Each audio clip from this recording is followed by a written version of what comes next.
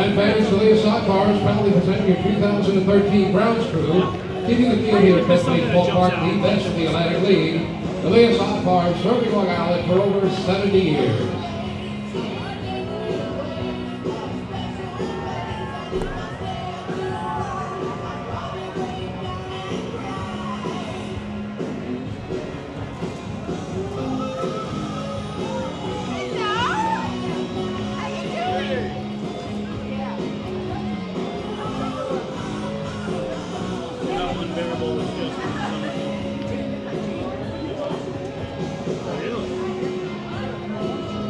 Yeah, that's true. Shut them up.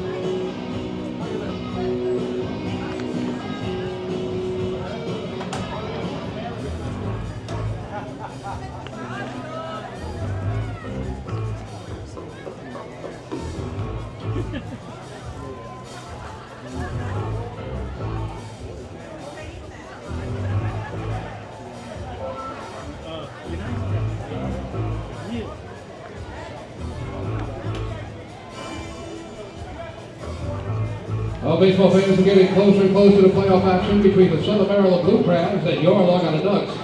The umpires for tonight's ball game are home plate, ready for the exchange of lineup cards. So let's meet tonight's men in blue. Calling balls and strikes at home plate, it's Marty Bauer. Covering first base, Dan Kiley. At second base, it's Andrew Steinberg. And over there in the hot corner, otherwise known as surveys here at Bethpage Ballpark, it's Matt Bieber. The umpires, the men in blue for tonight's ball game. In the Liberty Division Championship Series, game number 1 between the Southern Maryland Blue Crabs and your Long Island Ducks.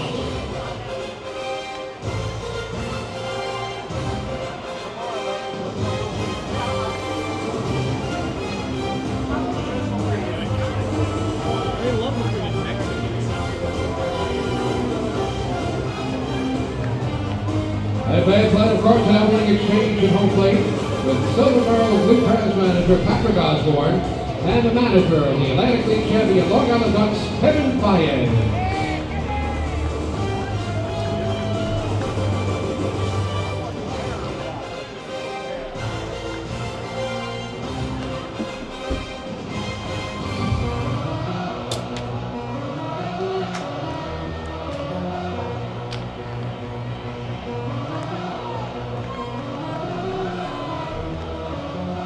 And fans, don't forget to stop by the table in front of the Water Wind Shop and purchase some tickets for our 50-50 raffle this evening. We'll be announcing the winner later on tonight at the end of the 7th inning, and you must be present to redeem your prize.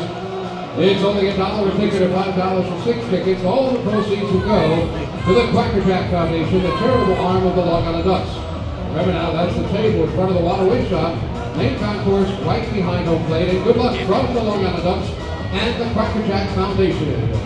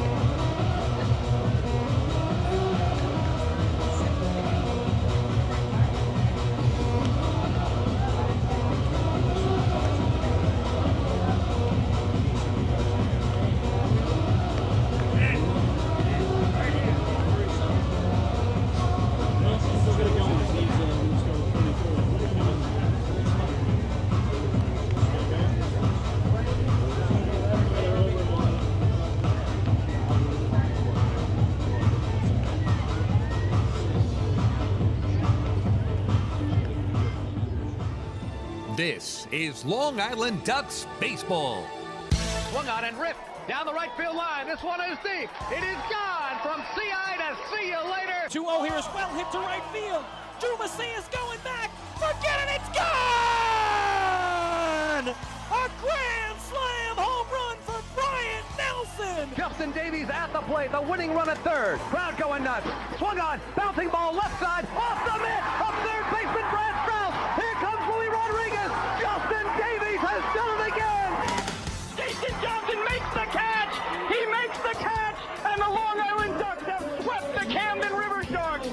They are the 2004 Atlantic League champions. Swing and miss for strike three. This ball game is over. The Long Island Ducks win it 5-4, and they are the champions of the Liberty Division. Line punt up the third baseline. Esquivel charging in. They're not going to have a play, and the Ducks are the champions of the Atlantic League here in 2012. And there is a mob scene of Long Island Ducks in right center field. They are the Atlantic League champions. And now it's time for the Long Island Ducks North Shore LIJ Southside Hospital pregame show. Live from Bethpage Ballpark in Central Islip, New York, it's time once again for Long Island Ducks baseball. And tonight the Long Island Ducks take on the Southern Maryland Blue Crabs in Game 1 of the Liberty Division Championship Series. Well, hello again, everyone. This is Chris King along with Michael Pollack. Thanks so much for tuning into Ducks baseball tonight around the world at liducks.com and, of course, at youtube.com/ducksbaseball. Well, Michael, this is what the Ducks have waited for. It took them 139 games of a 140-game season to clinch a playoff spot, but beginning tonight, they get the opportunity to defend their Atlantic League championship of a year ago. Yeah, it was a little bit more of a difficult road this year than the last 2 years. Of course, 2011, they were the best team in the league at 78-47, won both the first and the second half titles. In 2012, they won the first half title with a 39-30 record, so they got a playoff spot much earlier. This year, took a little bit longer, a rough first half, up and down second half, but they had first place pretty much the entire way through, and it took until the second to last game, but they got that playoff spot. They're back here in the postseason, and that's all you ask for if you're a Ducks fan and a Ducks player, is a chance to defend that Atlantic League title. And in the opening round, they will face an opponent in Southern Maryland they have defeated in each of the last 2 years in the Liberty Division Championship Series, beating them in 5 games a year ago and in 4 back in 2011. Yeah, history is definitely on the Ducks' side. They have had the familiarity with Southern Maryland, having won both of the most recent 2 Liberty Division Championship Series matchups. Of course, last year the series started in Southern Maryland, and the Ducks shocked everybody by winning 2 road games and then lost 2 home games at Bethpage Ballpark before they held on and won Game 5. 2 years ago, the series did start here, and the Ducks split the first 2 games. Now, I can tell you, speaking with a lot of the Ducks players, they want both of these games at home. They know they have the edge in the pitching matchup with John Brownell on the mound tonight, and then Sean Garceau, who was absolutely outstanding in the start that he had on Saturday to clinch the second half title for the Ducks. He'll get the ball tomorrow night, and the Ducks have to hope that they can take 2 games here at home and have a big advantage going down to Regency Furniture Stadium, where surprisingly they've had a good amount of success in the postseason at 4-2. Absolutely, and this year they won both series down in Maryland. They split 4 series here at home, going 2 wins and 2 losses in the 4 sets of games against Southern Maryland. Overall, Long Island 11-9 against the Blue Crabs on the year. Michael, it has a playoff feel to it. The temperatures have dipped down. It is clean, crisp, cool tonight. Playoff baseball, the red, white, and blue bunting is out, so it has the feeling of postseason baseball, which is such a big part of the playoff experience for the Ducks and their fans. I'll tell you, the fans certainly would like the playoff feel this year compared to last year when it was cold, It was rainy. This year, at least the temperatures, they're a little bit cooler, no question, but the sun is shining. It's a beautiful night for baseball. Fans couldn't ask for better weather. And, of course, the first 1,000 fans in attendance tonight and tomorrow night will take home the title towels, not the rally towels, the title towels, courtesy of News 12 Long Island. So they'll have those title towels out tonight, and they're expecting to see a good game between 2 good Liberty Division opponents. Well, in just a moment, our PA announcer, Bob O'Tone, will introduce both teams. We'll let you listen in on the entire introductions of the Southern Maryland Blue Crabs. Again, the first half Liberty Division champions at 37-32 in the opening half season against the Ducks, the defending Atlantic League champs, and the second half Liberty Division champs. They won it with a record of 33-37. First time in league history, a team that's under 500 won a division title. But, Michael, it doesn't matter how you get there, as the Ducks found out a year ago when they were 20 games under in the second half and still won the Atlantic League championship. Yeah, really, it's all about getting into the playoffs and getting hot for those 2 weeks, and that's what the Ducks were able to do. They were able to face 2 very good opponents and win both of those series. But, you know, the Ducks are in the playoffs. That's all that they ask for, is have that opportunity. The Liberty Division this year definitely did struggle, no question. And you almost feel bad for Lancaster and York having to play in the divisions with 2 teams that won over 90 games apiece. more wins than any team in Atlantic League history had before this year. So it's just the way that things kind of shook out, but the Ducks are in the playoffs. They got dealt the hand they got dealt, and they did the most with it that they could, enough to make the playoffs, and we'll see what happens here over these next 2 weeks. Well, tonight in Game 1, a matchup of right-handers. John Brownell, the Ducks MVP this year, against Gabby Hernandez for the Crabs. We'll turn it over to PA announcer Bob Otone with the introductions first of the visiting Southern Maryland Blue Crabs. To the visitors' bullpen at the end of the left field line is Joe Gannon.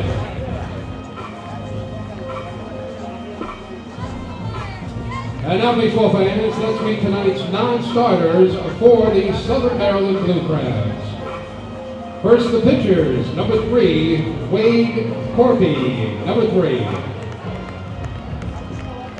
Number 6, Charlie Manning. Number 6. Number 21, Ian Marshall. Number 21. Number 20, Kyle Mertens. Number 20. Number 30, Eduardo Morlan. Number 30. Number 32, Mike O'Connor. Number 32. Number 44, Tim Redding. Number 44. Number 17, Jeff Stevens. Number 17. Number 28, Nick Serenities. Number 28. Number 34, Jim Ed Wharton. Number 34. And number 10, Logan Williamson. Number 10. Southern Maryland Blue Crabs infielder, number 19, Caesar Nicholas. Number 19. Blue Crabs infielder number 7, Vladimir Sutil, number 7.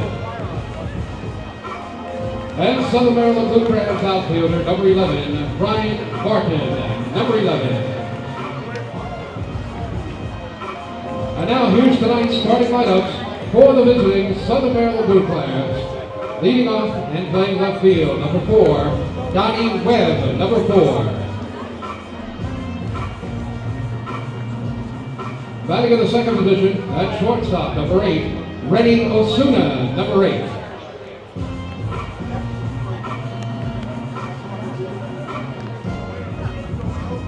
Hitting in the third position at third base, number 27, Nick Schwanner, number 27.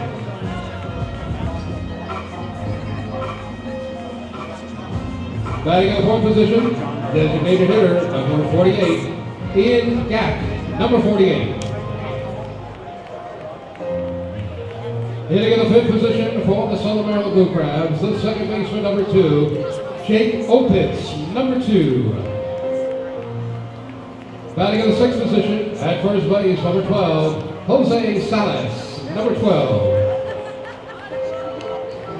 Hitting in the seventh position for the Southern Maryland Blue Crabs, right fielder number 1, Sean Smith, number 1.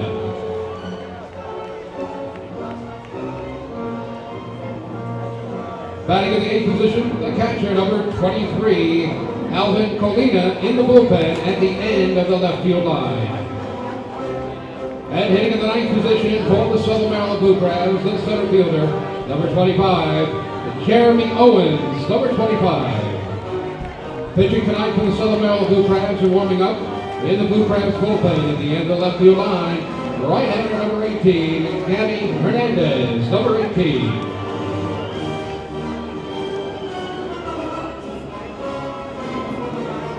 And wrapping up the roster for the Southern Maryland Blue Crabs, the infielder number 38, Jose Julio Ruiz. And bullpen catcher Joey Friedman.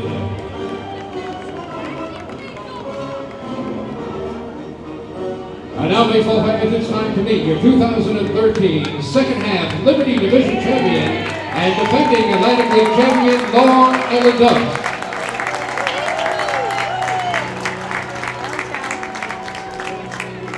First, the speed and conditioning coach, Frank DeVersa. Long Island Ducks team trainer, Dorothy Pitchford.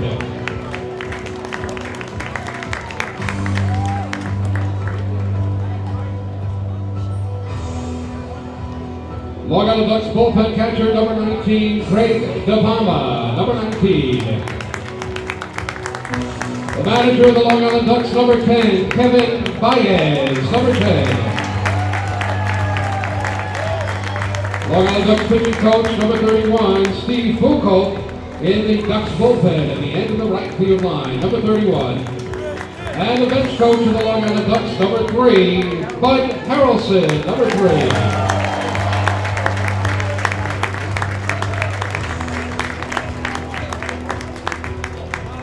And now here's the Long Island Ducks non-starters for this evening. First, the pitcher, number 17, Derek Blacksher, number 17.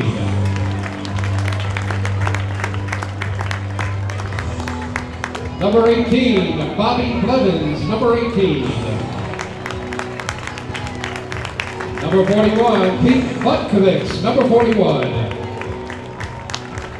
Number 23, Nick DeBar, number 23. Number 11, Sean Garceau, number 11. Number 2, Daniel Herrera, number 2. Long Island Ducks pitcher, number 20, Jared Lansford, number 20. Number 34, Josh Lansford, number 34. Number 47, Leo Rosales, number 47. Number 25, Josh Strong, number 25. Number 48, Eric Greets, number 48. And Long Island Ducks pitcher, number 43, Bob Zimmerman, number 43. Here's Long Island Ducks catcher, number 30, Ralph Enriquez, number 30. Long Island Ducks infielder, number 16, Ray Navarrete, number 16. And Long Island Ducks outfielder, number 9, P.J. Phillips, number 9.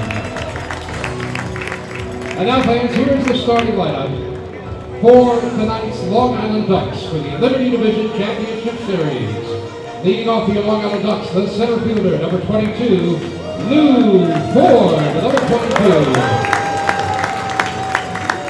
Back second, the second baseman, number 28, Josh Barfield, number 28. Hitting in the third position for Long Island, at third base, number 21, Brian Nelson, number 21. Batting in the cleanup position, designated hitter, number 6, Bill Hall, number 6. Hitting fifth for Long Island, right fielder, number 13, Adam Bailey, number 13. Batting sixth for Long Island, and in the bullpen at the end of the right field line is catcher, number 37, Ramon Castro, number 37. Hitting in the seventh position at first base, number 33, Ryan Strebe, number 33. Batting in the eighth position, the left fielder, number 24, Craig Bennick, number 24. And hitting the ninth position for the Long Island Ducks, the shortstop, number 12, Dan Lyons, number 12.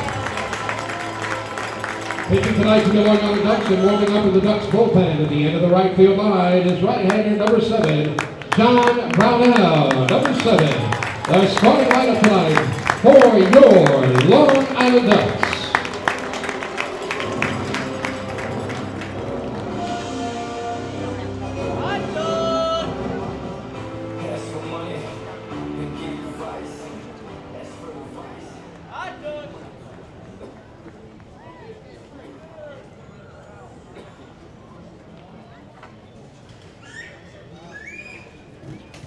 And baseball fans, at this time, we ask you to please rise and remove your hats and caps.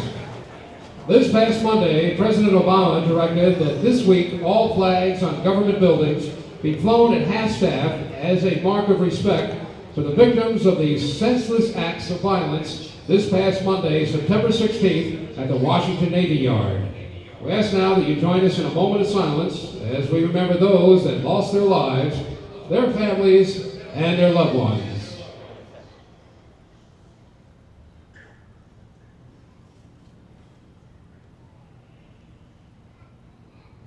Thank you, fans. Now please remain standing and please direct your attention to the area right behind home plate, where we are joined tonight by Michelle Savary and Janine Wilms. They will be singing our national anthem.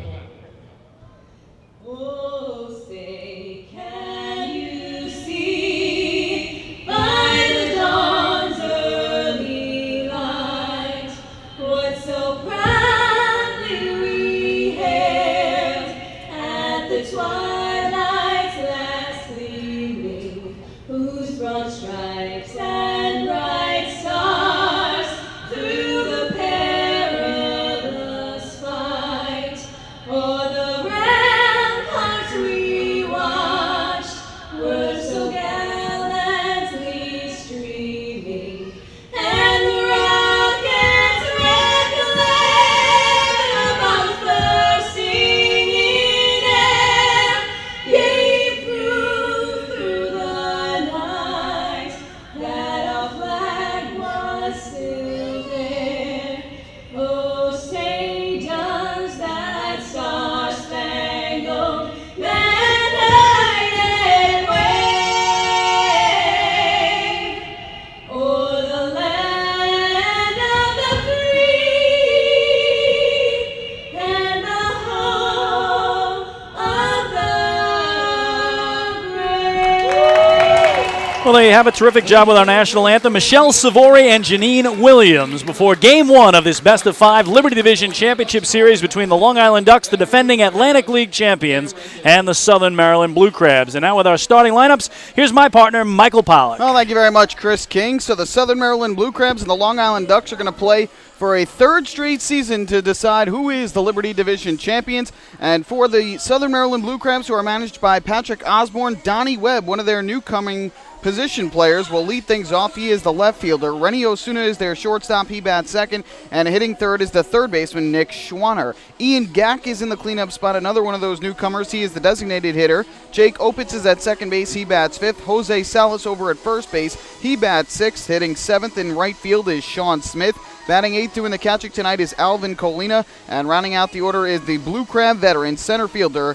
Jeremy Owens, and they will all face Ducks right-hander John Brownell, who gets the start for the Ducks here in Game 1 of the Liberty Division Championship Series. On the other side, for Kevin Baez's Long Island Ducks, Baez has managed the Ducks to the playoffs all 3 years since taking over in 2011. He puts out a lineup that looks like this. Lou Ford will lead off. He is in center field. Josh Barfield at second base, bats second. Hitting third, the third baseman is Brian Nelson, and in the cleanup spot is the former big leaguer and DH Bill Hall. Adam Bailey is in right field. He bats fifth. Ramon Castro does the catching and hits sixth. Ryan Strebe over at first base. He will bat seventh. Hitting eighth in left field. Now in the playoffs for a third straight season with the Ducks is Craig Binnick. He is the left fielder, bats eighth. And another guy who has been in the playoffs now for 3 straight years with Long Island, the shortstop Dan Lyons. He bats ninth. Of course, Lyons, the defending Atlantic League Championship Series most valuable player. And Michael, there is one very big name conspicuous by its absence, and that is Ray Navarrete. He is not starting in tonight's game. Of course, the greatest player in franchise history.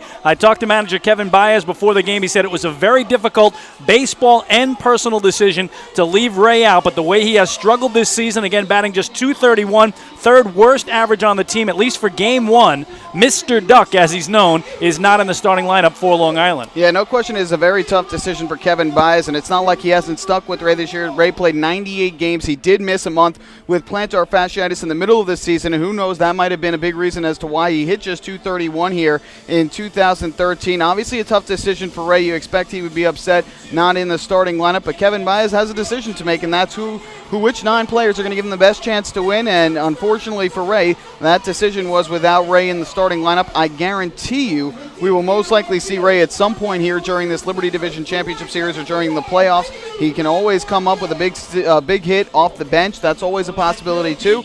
Kevin Baez had a decision to make. It's tough, but Ray Navarrete will come off the bench here in Game 1. And part of that decision as well, his playoff numbers in years past, Michael, they have not been good. A year ago, he batted just .147 in the playoffs, last on Long Island. In 2011, just a .125. Also last on Long Island. So he has traditionally struggled in the postseason. I think the combination of that and a tough regular season, his 8th and final one with the Ducks, is the reason Kevin Baez had to make what he called, again, a very difficult, especially from a personal standpoint, decision. Not as difficult deal from a baseball standpoint when you look at those numbers. Yeah, of course. And Ray is a guy who's a big fan favorite here on Long Island. This is, of course, his franchise record 8th season. They had a nice ceremony here on Thursday night to honor all of Ray's accomplishments on Fan Appreciation Night, which was his last regular season game. You do give credit to Ray in his last regular season game here in 2013. He hit a 2-run home run in his first at-bat. He has that type of ability to come up with a big hit at a random time. But unfortunately, as you mentioned, the two most recent years in the playoffs have not been good for Ray Navarrete, and so Kevin Baez elects to put him on the bench here for Game 1. Who knows how this series could play out? Who knows what could happen? Anything is possible in baseball, especially in a short series of 5 games. So we'll see what the series plays out. But, Ray is always a guy who's been a good teammate. I'm sure he'll be in the dugout cheering loudly, being one of the first guys to high-five somebody if they score a run or hit a home run. I'm sure he'll be one of those guys, and he's just going to be in there supporting his team here, especially in Game 1. Well, the Ducks have taken the field for Game 1 defensively tonight. It is Ryan Strebe at first base, Josh Barfield at second, Dan Lyons, the MVP of the championship series a year ago, the shortstop, and Bryant Nelson red hot at the hot corner tonight, third base. Craig Binnix in left field, Lou Ford in center, Adam Bailey in right, Ramon Castro does the catching, and on the hill right now going through his warm-ups, the 30-year-old right-hander from Norman, Oklahoma, 6'3", 215-pound John Brownell, who made 26 starts during the regular season, led the Ducks with 9 wins and 10 losses. Again, the wins led Long Island. He had an outstanding 3.89 earned run average. That was 9th best in the Atlantic League. 7 complete games, Michael, to lead the Atlantic League. 2 shutouts tied for the league lead there. 3rd in innings pitched with over 166. 2nd in the league in strikeouts with 133. And those are just some of the reasons he was voted the MVP in a vote by Duck fans. So they go to the ace, John Brownell, to try to take Game 1 here tonight in a best-of-5 series. And he is a guy best described as Kevin Baez as a workhorse. He gets the ball. He is willing to go 9 innings every single time he takes them out. And those were his words directly out of his own mouth, that John Brownell was willing to go 9. He's thrown 140-plus pitches in starts this year. He's a guy who wants to go 9 every time out and give the Ducks his best effort. His big thing is his curveball. When his curveball is working, it has terrific 12-6 movement, and if he's able to get ahead with that fastball and then follow it up with that curveball, it looks a lot slower than it actually is, and it makes it more difficult for hitters to time it if his fastball is working well and he gets ahead with strike 1. But he's a guy who was a big pitcher for the Ducks last year in the playoffs, especially in the championship series, with the Ducks facing elimination, turned in a great start in Game 4. He lives for this moment, a playoff atmosphere, and he's excited to get the ball here in Game 1. He called it an honor yesterday at the team's workout to get that start in Game 1. Well, Michael, you touched on it. Again, he won the Atlantic League Championship with the Ducks last year. The season before, he won the American Association Championship with Grand Prairie. So John Brownell trying to win his 3rd consecutive championship. He did struggle to end the season, though. Brownell was winless in his last 7 starts of the year, 0-4 with 3 no decisions. So the right-hander is ready, and to lead it off for the Blue Crabs, it's their left fielder, the switch-hitting Donnie Webb, one of several newcomers for Southern Maryland who joined the team late in the year. Webb played just 10 games, did hit .250, no homers, and 8 runs batted in. So Webb is ready from the left side, and Brownell's first pitch of tonight's game is right down the middle for a strike. 0-1 as Game 1 of this best-of-5 Liberty Division Championship Series is underway. Clear, crisp conditions will get the temperature on pitch 2, the 0-1. Is outside, a ball and a strike. The official time of ice of Long Island MacArthur Airport. Temperature of tonight's game, 64 degrees. Wow, 64 degrees, no wind to speak of, and clear skies. The 1-1 is outside, says home plate umpire Marty Bauer. He's joined by Dan Kiley at first base, Andrew Steinberg at second, and Matt Beaver around at third. A 4-man umpiring crew here for the postseason as opposed to 3 in the regular season. The 2-1 here is well hit to right field. Adam Bailey going back towards the track and the wall, and that ball is off the wall. Webb digging for second, and he'll be in there standing up with a leadoff double. Well, Brownell there fell behind in the count after a first pitch strike and left that one up and over the plate. And Donnie Webb, who had a very nice year earlier this year with the Rockland Boulders of the Can-Am League, didn't miss that pitch at all. And an early leadoff double, good start for the Blue Crabs. So to bring up their 2-man and shortstop from the right side, it's Rennie Osuna. On the regular season, their leading hitter at .296, 6 homers, 53 runs batted in. That tied for the team lead for Southern Maryland, who again finished first in the Liberty Division in the first half and last in the Liberty Division in the second half. So the Blue Crabs with a man at second and nobody out for Osuna in a righty-righty matchup here with John Brownell. Comes set below the belt, checks second, and comes home. The bunt shown and pushed nicely to first. Fielded there by Strebe. He'll flip to the second baseman, Barfield covering. And the sacrifice bunt goes 3-4, moving Donnie Webb over to third base with one away. And Southern Maryland is a very, very good small ball team. They're a team that likes to lay down the bunt, sacrifice guys over, get them in a scoring position. They're a team that likes to run and bunt, even if it's not a sacrifice situation, just try and bunt their way on. They have some good speed during their lineup, so there's an opportunity for Southern Maryland to get an early lead against the Ducks on the road. They're going to try and take it, and so that's why Osuna lays down that sacrifice bunt on the first pitch from Brownell. So Patrick Osborne playing some small ball. He gets Donnie Webb to third with one away, and it brings up the three-man and third baseman, a left-handed hitter, Nick Schwanner, another one of those newcomers, played just 11 games to close out the season, hitting .286 with a homer and 9 runs batted in. Wide open from the left is Schwanner, and Brownell misses wide with ball one. You had mentioned some of Brownell's struggles over the last part of the season, but in only 2 of those starts did he allow 5 runs or more. Every other start was less and had some good outings in there, just some tough no decisions. Well, swing and a miss here by Schwanner in the count 1-1. His last outing, Brownell's, was 8 days ago here at home in a 9-5 loss to the Barnstormers. 6 innings of 7 hit, 3-run ball, 2 walks, 5 strikeouts, and took a no decision. So 8 days between starts for Brownell, and now his 1-1 here is right on the outside corner at the knees for strike 2. That was a good pitch there from Brownell. Didn't want to leave anything over the plate there after getting strike 1. He delivered a good fastball on the outside corner. Ramon Castro is a terrific caller behind the plate, and he framed that pitch beautifully. See what he does here, 1-2, and came up and away as Schwanner wouldn't chase, and that'll even the count. And here at Bethpage Ballpark, we go 400 feet to dead center field, 325 down the lines, and maybe the slightest breeze right now pushing from right towards left. 2-2 pitch is low and outside to run it full now on the third baseman. A big thing for Brownell, he finished second in the league in strikeouts this year with 133, 6 behind York's Chris Cody. But towards the end of the year, the strikeout totals in games started to tail off a little bit. And the big key for Brownell, when he gets to 2 strikes, not throwing too many out of the zone to try and get him to chase, challenging these hitters to get strike 3. Well, the payoff here is foul back to the screen, and so we'll do it again. Schwanner played previously this season at Evansville for the Otters in the Frontier League, where he hit .301 with 13 homers in 90 games. So he does bring average, does bring power.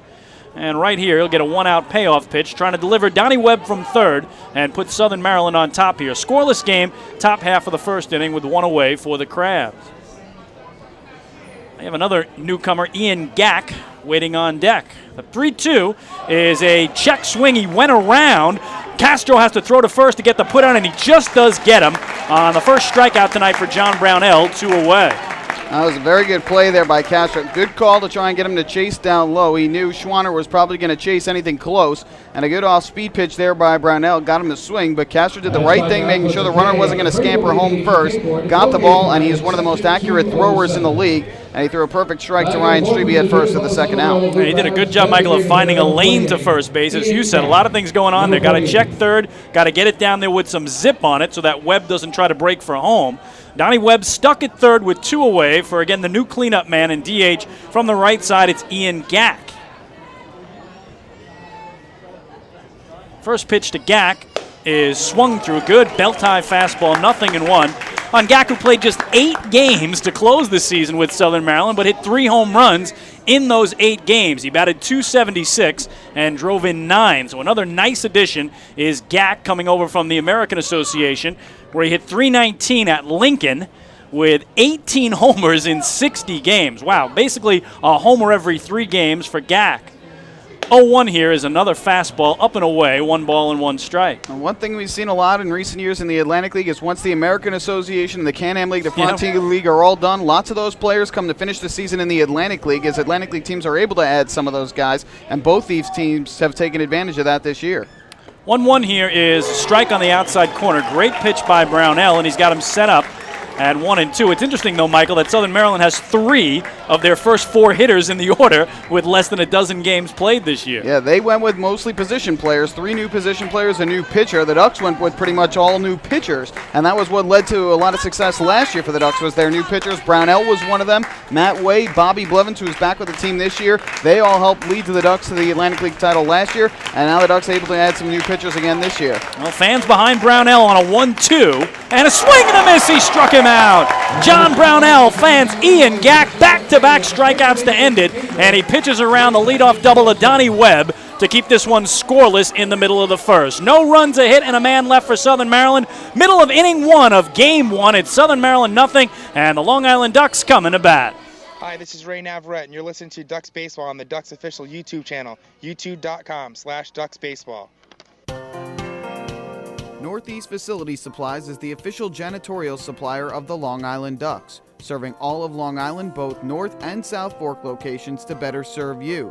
We're located in Ronkonkoma and have a complete range of janitorial supplies for all your facilities' needs. Whether it's paper, plastics, chemicals, machinery, or equipment, no business is ever too big or too small for us.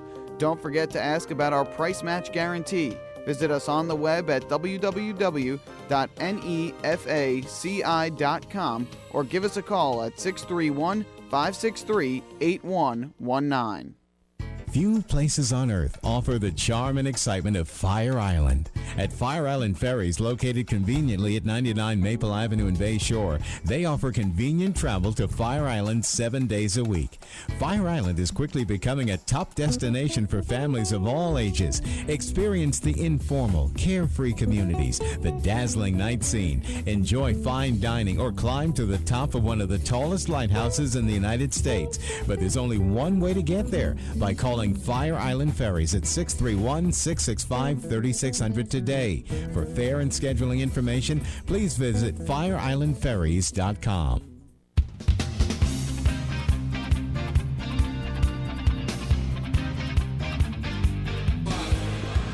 Back here at Bethpage Ballpark, good job by John Brownell to work around the leadoff double and keep Southern Maryland off the scoreboard in the top of the first inning. So we go to the bottom of the first, and the Ducks Municipal Credit Union teamed up this season to present the Walk with a Purpose promotion.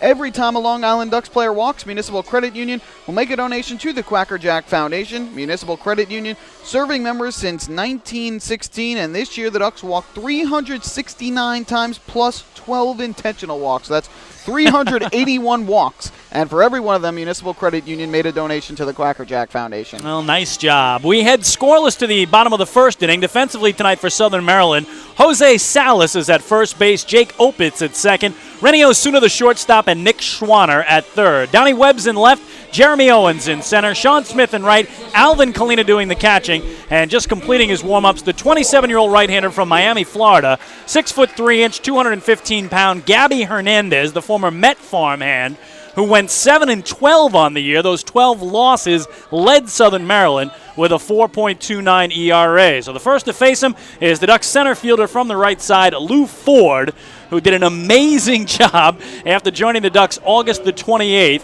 here against Lancaster, playing 17 games and getting hits in 16 of them as he takes up and in here for ball one. Ford hit .377 in those 17 games, did not homer, a bit of a surprise, and knocked in 7. The 1-0 is taken all the way. That's a strike. It'll even things up on Lou.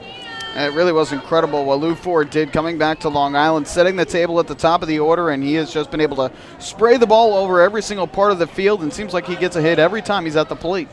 1-1 here is a swing and a miss. Good pitch by Hernandez down and away out of the wheelhouse, and he's in front of ball and 2 strikes. Of course, a year ago, Lou Ford was playing in the playoffs with the Baltimore Orioles against the New York Yankees in that best-of-5 series, much like this one is, won by the Bombers in the deciding 5th game.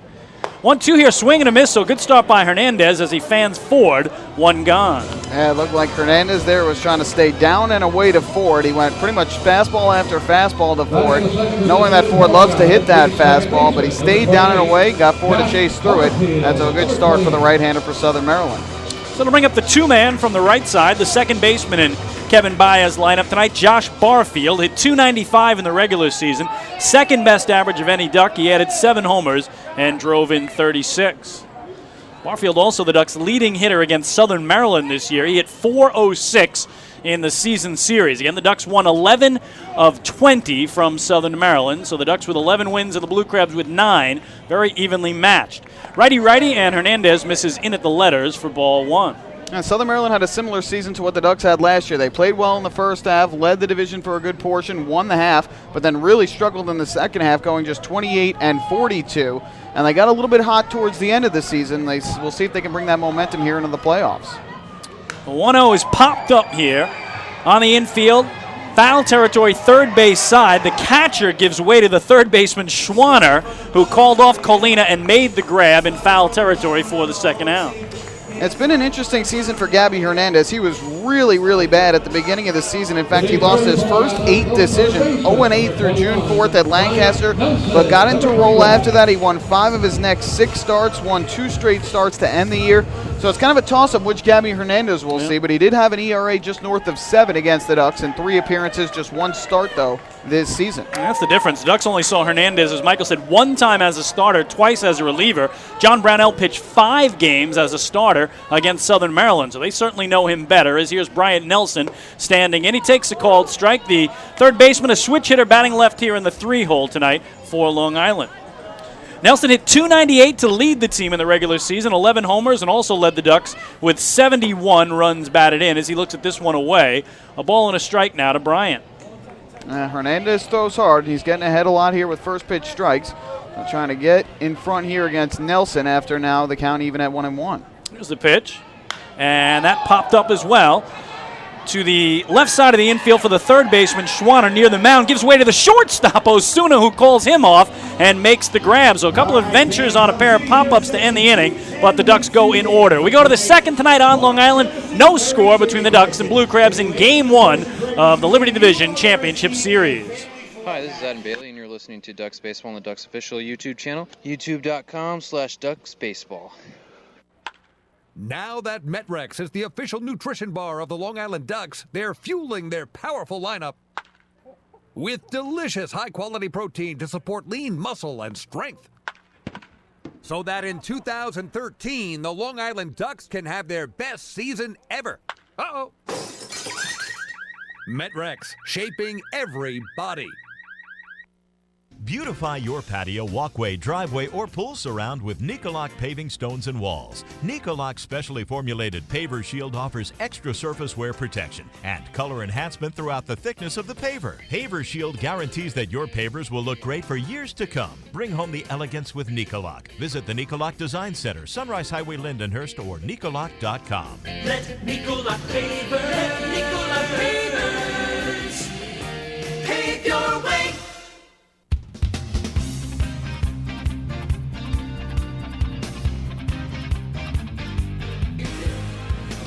Back here at Bethpage Ballpark, Game 1 of the Liberty Division Championship Series here in 2013. No scores. We go to the second, and it's time for the Ducks Injury Report, which is brought to you by Island Shore Physical Therapy, the official therapist of the Long Island Ducks. 2 Ducks players who had been on the roster consistently towards the end of the year that have not made the first-round roster here in the playoffs. Left-handed pitcher Bill Murphy, he is out with an elbow injury, and right-handed pitcher Eddie Ramos, who is out with a shoulder injury. Both of those suffering their injuries in Somerset over the weekend. And Matt Way, of course, who has been on the roster for the majority of the year, spent pretty much the final month of the year on the inactive list with a forearm strain, and he is out of the roster again here in the first round of the postseason. Well, we go to inning number 2, no score, and right-hander John Brownell to start with the 5-man and second baseman for the Crabs. From the left side, it's Jake Opitz standing in. First pitch to him is on the way, and that way low and outside for ball 1. Opitz hit .281 on the year, second best average on Southern Maryland, 5 homers, 23 runs batted in. Windmills the bat, holds it above his left shoulder, and the 1-0 is a weak swing. He tried to hold up at the last second and could not. A ball and a strike now to Jake Opitz. You mentioned Brownell's last start coming on September the 10th. He was going to start the regular season finale if it meant that the Ducks needed that win to clinch a playoff spot, but because they clinched the night before, he didn't need a pitch. Well, this one on the ground and up the middle and through into center field, knocked down by Barfield, the second baseman diving to his right, but that'll go down as a single for Opitz, and for the second straight inning, the leadoff man aboard for Southern Maryland. Opitz got that one just far enough to the right of Barfield. Good play to knock it down and get to the baseball, but by the time he got up, Opitz was about 3/4 of the way down the line. No chance to get him at first. And so the leadoff infield single, and that's some of that speed we talk about in the Blue Crabs lineup. And they were second in the league in the regular season, Southern Maryland, with 150 stolen bases. Opitz stole 4 and was only caught stealing 1. So Ryan Strebe will hold him on at first. And here's Jose Salas, the switch-hitting first baseman and 6-man, in from the left side against the right-hander, John Brownell. Comes set, first pitch is way outside for ball 1. Salas hit .273 in the regular season, 3 homers, and he was third on the club with 52 runs batted in. Again, no score, top of the second. Blue Crabs have the only 2 hits of the game as the Ducks went 1-2-3 in their half of the first.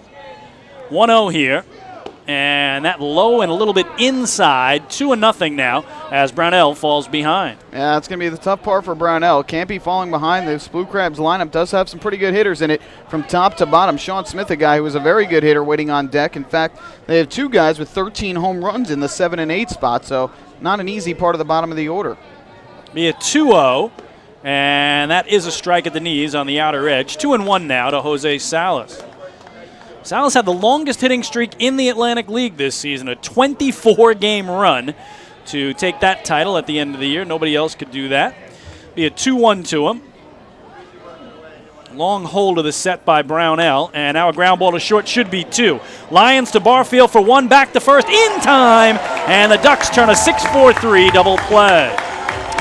Oh, nice job by Brownell after falling behind 2-0 on Salas through a good fastball on the outer edge for strike 1, and then got him to hit one on the ground right to Lyons. And Kevin Baez has stuck with Dan Lyons for the good portion of the year. He did have him coming off the bench at one point because Lyons was really struggling at the plate. He'd been battling injuries all year, but Lyons has gotten hot of late, put him back in the lineup. He plays very good defense at short, and Lyons starting that 6-4-3 double play, and just like that, 2 away. And, of course, a year ago, the MVP of the championship series with the waddle-off bunt in the bottom of the 9th inning of the deciding game to beat Lancaster and give the Ducks the title. The other reason you want Dan Lyons in there. So now 2 outs, nobody on, and here's Sean Smith, the right fielder and 7-man from the right side. He takes strike 1 from Brownell. A .253 hitter in the regular season was Smith, as Michael told you, tied for the team lead with 13 homers, and he knocked in 50. Here he bounces it to third, but it's foul. Glove there by Bryant Nelson, and Brownell ahead now, 0-2 on Smith. Smith, the guy who's got some pretty good pop, plays good defense. Blue Crabs have a very good defensive outfield, specifically in center. If the Ducks are going to hit it to the outfield, got to keep it away from Jeremy Owens. He can chase down just about everything, and Smith has played a very good right field as well. So Smith is a valuable addition to the Blue Crabs this year. He's hit pretty much everywhere in the lineup. We've seen him hitting in the 7 spot tonight. We've seen him hitting in the leadoff spot this year, in the 9 spot. He's a versatile player that Patrick Osborne can put pretty much anywhere in the lineup. Michael, he finished the season red hot. 6 straight multi-hit games to close it out for the Blue Crabs. He's down 0-2. And here he swings and misses. Another strikeout for Brownell. His 3rd of the game, and that will retire the side. No runs a hit, nobody left. Middle of the 2nd inning tonight at Bethpage Ballpark. No score between the Ducks and Crabs in Game 1 of the Liberty Division Championship Series. Hi, this is pitcher Bill Murphy. You are listening to Ducks Baseball on the Ducks official YouTube channel, youtube.com/DucksBaseball. Swung on a hit well in the air deep to left center field. Rice chasing back to the warning track at the wall. He looks up, and you can't forget it. Ryan Strebe with a game-tying 2-run home run, his 2nd of the year and the 100th for Long Island on the season. That's right, Duck fans. On August 21st in Camden, that Ryan Strebe home run put the Long Island Ducks over the top. Their 100th homer of the season, which meant that once again, the Ducks have met the Chappie's Home Run Challenge. Chappie's Funeral Homes donating $5,000 to the Quackerjack Foundation. Thanks to Chappie's and the Long Island Ducks, we're all a winner. Chappie's Funeral Homes, where caring for others is a family tradition. This summer, LIPA can help you save big on a new central air conditioning system. With up to $1,000 in rebates and up to $500 in operating cost savings each year. And only a LIPA participating Cool Homes contractor can make sure you get all these savings, plus a quality installation for maximum comfort over the life of your system. Ready to save? We're ready to help. Visit lipower.org/coolhomes to make sure that your contractor is a LIPA Cool Homes contractor.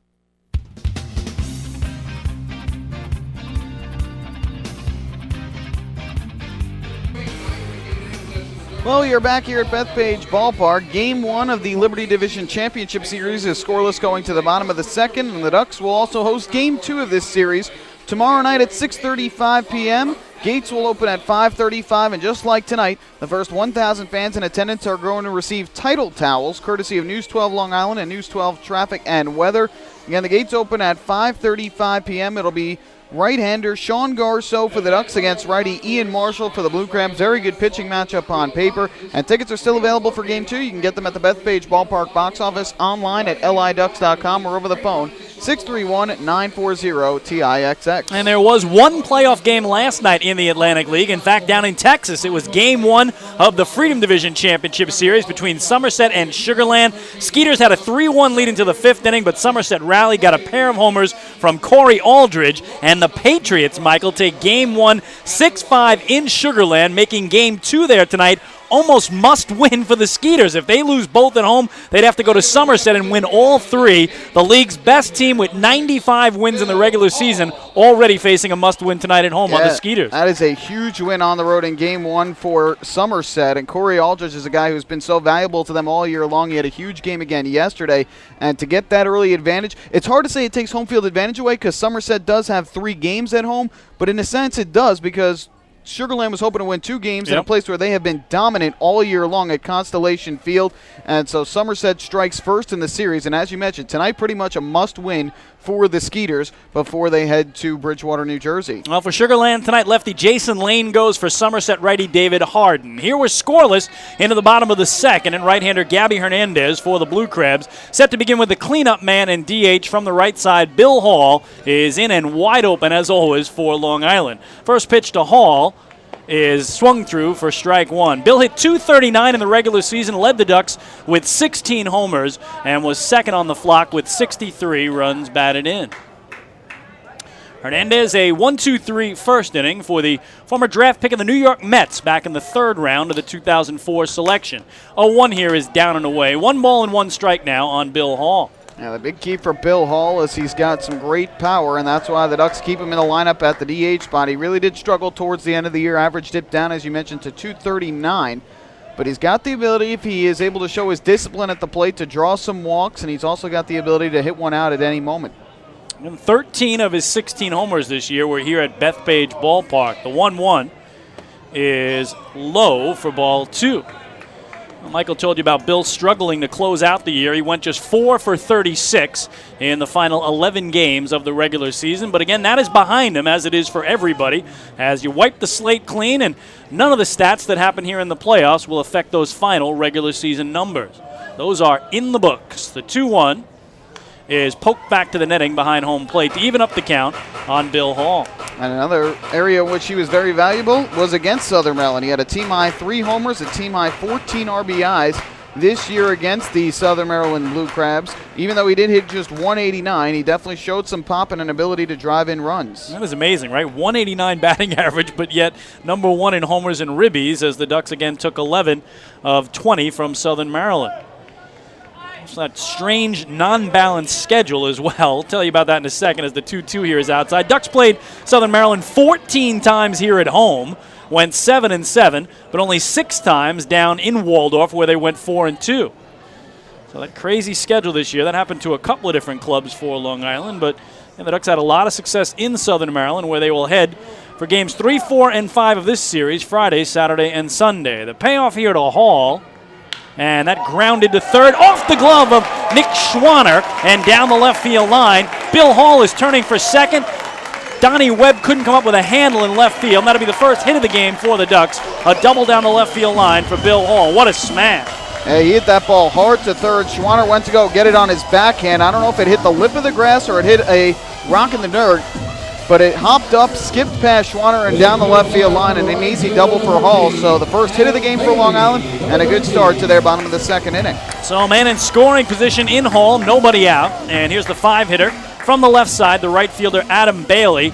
Hit .254 in the regular season, second on the Ducks with 15 homers, and third with 57 runs batted in. So Kevin Baez goes through the signs here. All right, Michael Pollock, I'm putting you in the manager's chair. Is he bunting like the Blue Crabs did when they got a leadoff double to open the game? He is not, because Kevin Byers is a very different manager than Patrick Osborne. He is not a guy who likes to bunt, is sacrifice at all, especially with the 5-hitter at the plate in Adam Bailey, so I fully expect Bailey to be swinging away. I agree with you here. Kevin does not like to bunt in this situation. Let's see if he changes here in the playoffs. He does not, and it's strike one to Bailey. And Kevin and I have actually had this exact discussion many times. There's many schools of thought, bunt the guy over to third, so many different ways to get him home.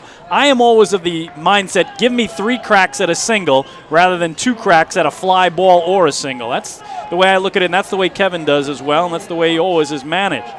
Be an 0-1 here as Hernandez takes a couple of looks at Hall. This one a broken bat roller to second. Opitz's only play is to first, so Bailey breaks his bat but gets the job done. He won't get the sacrifice bunt, but he got Bill Hall over to third with 1 away. And that's the most important thing. Right now, especially when it comes to the playoffs, stats don't matter as much. Players aren't playing for the back of their baseball card. Now it's all focused on, especially in a short series, wins. So the bottom line is Bailey got the job done, getting him over. I agree here, especially early in the game in a scoreless game. You know, runs could be at a premium tonight with the 2 pitchers on the mound, but early in the game in the second inning, that's not a situation. If this was maybe the 7th or 8th inning, late in a game where a run could be the difference in the game, I could see him bunting there, but not this early in the game. Well, no score, bottom of the second. Ducks now with Bill Hall at third and 1 away for their 6-hitter and catcher, a right-handed batter, Ramon Castro. Gabby Hernandez's first pitch is down and away. Good backhand by the catcher, Alvin Kalina. And it's ball 1 to Ramon, who hit .260 during the year with 8 homers and 31 runs batted in. They are waving the title towels here tonight at Bethpage Ballpark. Those were the giveaway tonight, and they will be tomorrow as well for Game 2 of this series at 6:35. And it shifts down to Waldorf, Maryland for the remainder. Be a 1-0 here to Castro. And then a nice breaking ball that he swung through. 1 ball and 1 strike. Yeah, I think Castro was expecting fastball there after Hernandez fell behind 1-0. Was hoping that he would come back with a fastball over the plate. But threw a hard slider down and away and cut through it. So a good pitch that time from Hernandez to even the count. Well, Quacker Jack stomping his feet over on the visiting dugout and gets the Let's Go Ducks chant going early here. It'll be a 1-1 to Castro. And that poke to second. Opitz looks back Hall at third and then throws to first. 2 away. Big out there for Hernandez. Got Castro out in front. And he tried to punch that one towards the middle, but it stayed just enough to the right side where Opitz was able to get it. And Hall, who doesn't have a lightning speed, has to stay at third base. Now 2 away, and it'll take a hit to get the runner home from third. Infield was playing halfway that time, but they did the job to keep the man at third. Now they back fully up here for Ryan Strebe, the 7-man and first baseman from the right side. Strebe hit .251 in the regular season, added 4 homers and 26 runs batted in. Bill Hall at third, now 2 away. Ducks trying to break on top here in the last of the second. Hernandez pitch, and that's a strike. 0-1 on Ryan Strebe.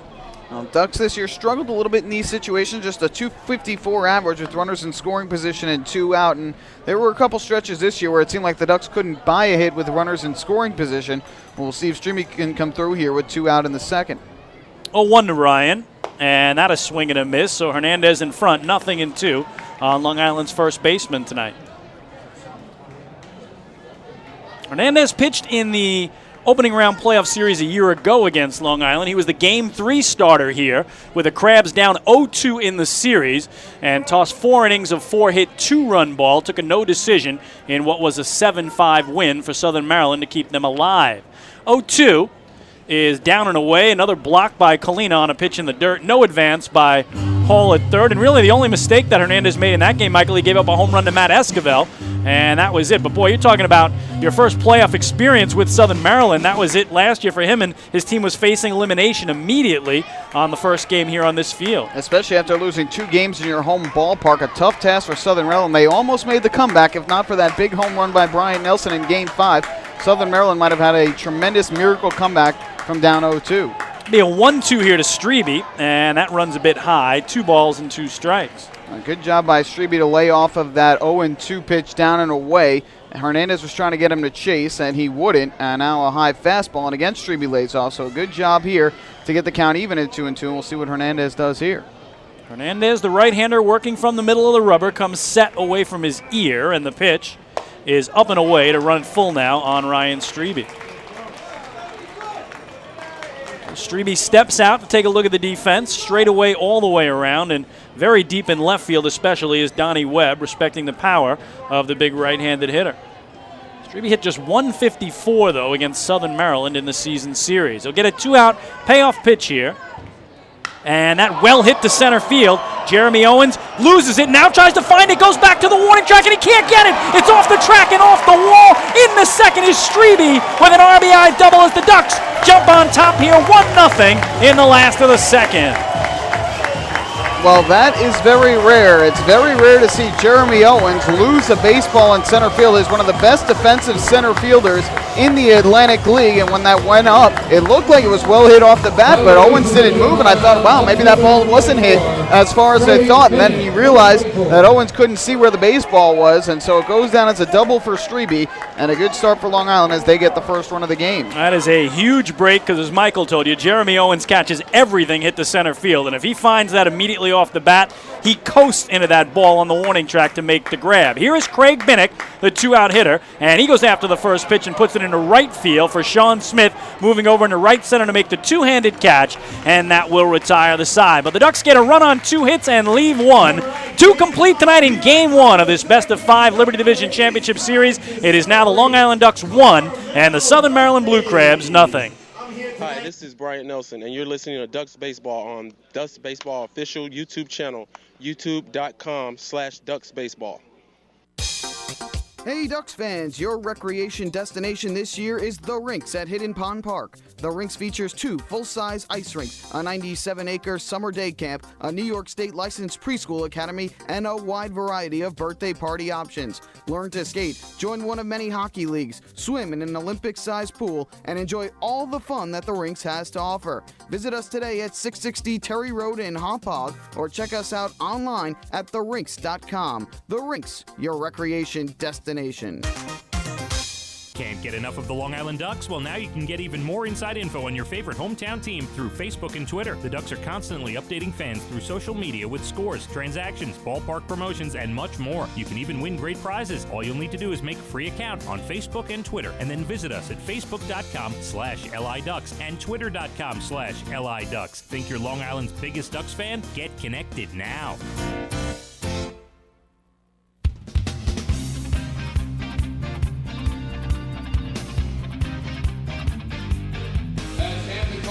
Now the Ducks with a 1-0 lead as we go to inning number 3, and that always means third inning trivia brought to you by Carvel. Carvel celebrating more than 75 years of making people happy. Give you the question here in the top of the inning and the answer in the bottom of the frame, and it does concern Michael Pollack how familiar these two teams are with each other in playing in this opening round playoff series. We talk about the 3rd straight year they've met in the playoffs, the 4th time in the last 5 years they've faced each other for the Liberty Division Championship. They met in 2009.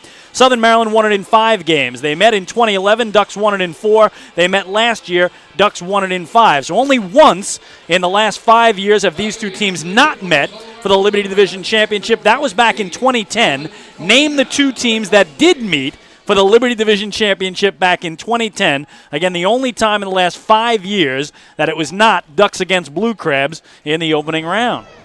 I think I got that one. All right, we'll let you... We'll hold off now. Again, we'll give the answer in the bottom of the inning. Ducks with a 1-0 lead here as we go to the visitors' third, and Alvin Kalina, the 8-man and catcher from the right side to start it off for the Crabs.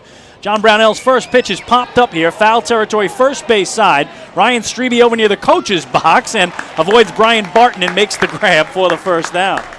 Oh, a good start there for Brownell. 1 pitch, 1 out. Southern Maryland had been patient and working him well through the first 2 innings, but Kalina chases the first pitch, that's 1 out. And I happen to notice there, you see Brian Barton coaching over at first base. How crazy is it that Brian Barton, who was in the playoffs last year for Southern Maryland and the year before, a guy who has been so recognizable to this Blue Crabs team, not in the first game lineup here in the postseason. And also another guy, Cesar Nicholas, who has been a regular in the lineup for Southern Maryland this season, and all-star Jose Julio Ruiz, not in the lineup tonight. Well, here is a guy who is Jeremy Owens, their center fielder and 9-man from the right side, also the hitting coach this season for the Crabs. He takes strike 1. It was not a good year at the plate for Owens. He batted just .220, in fact, the worst batting average on Southern Maryland, as here he hits it on 1 hop to short.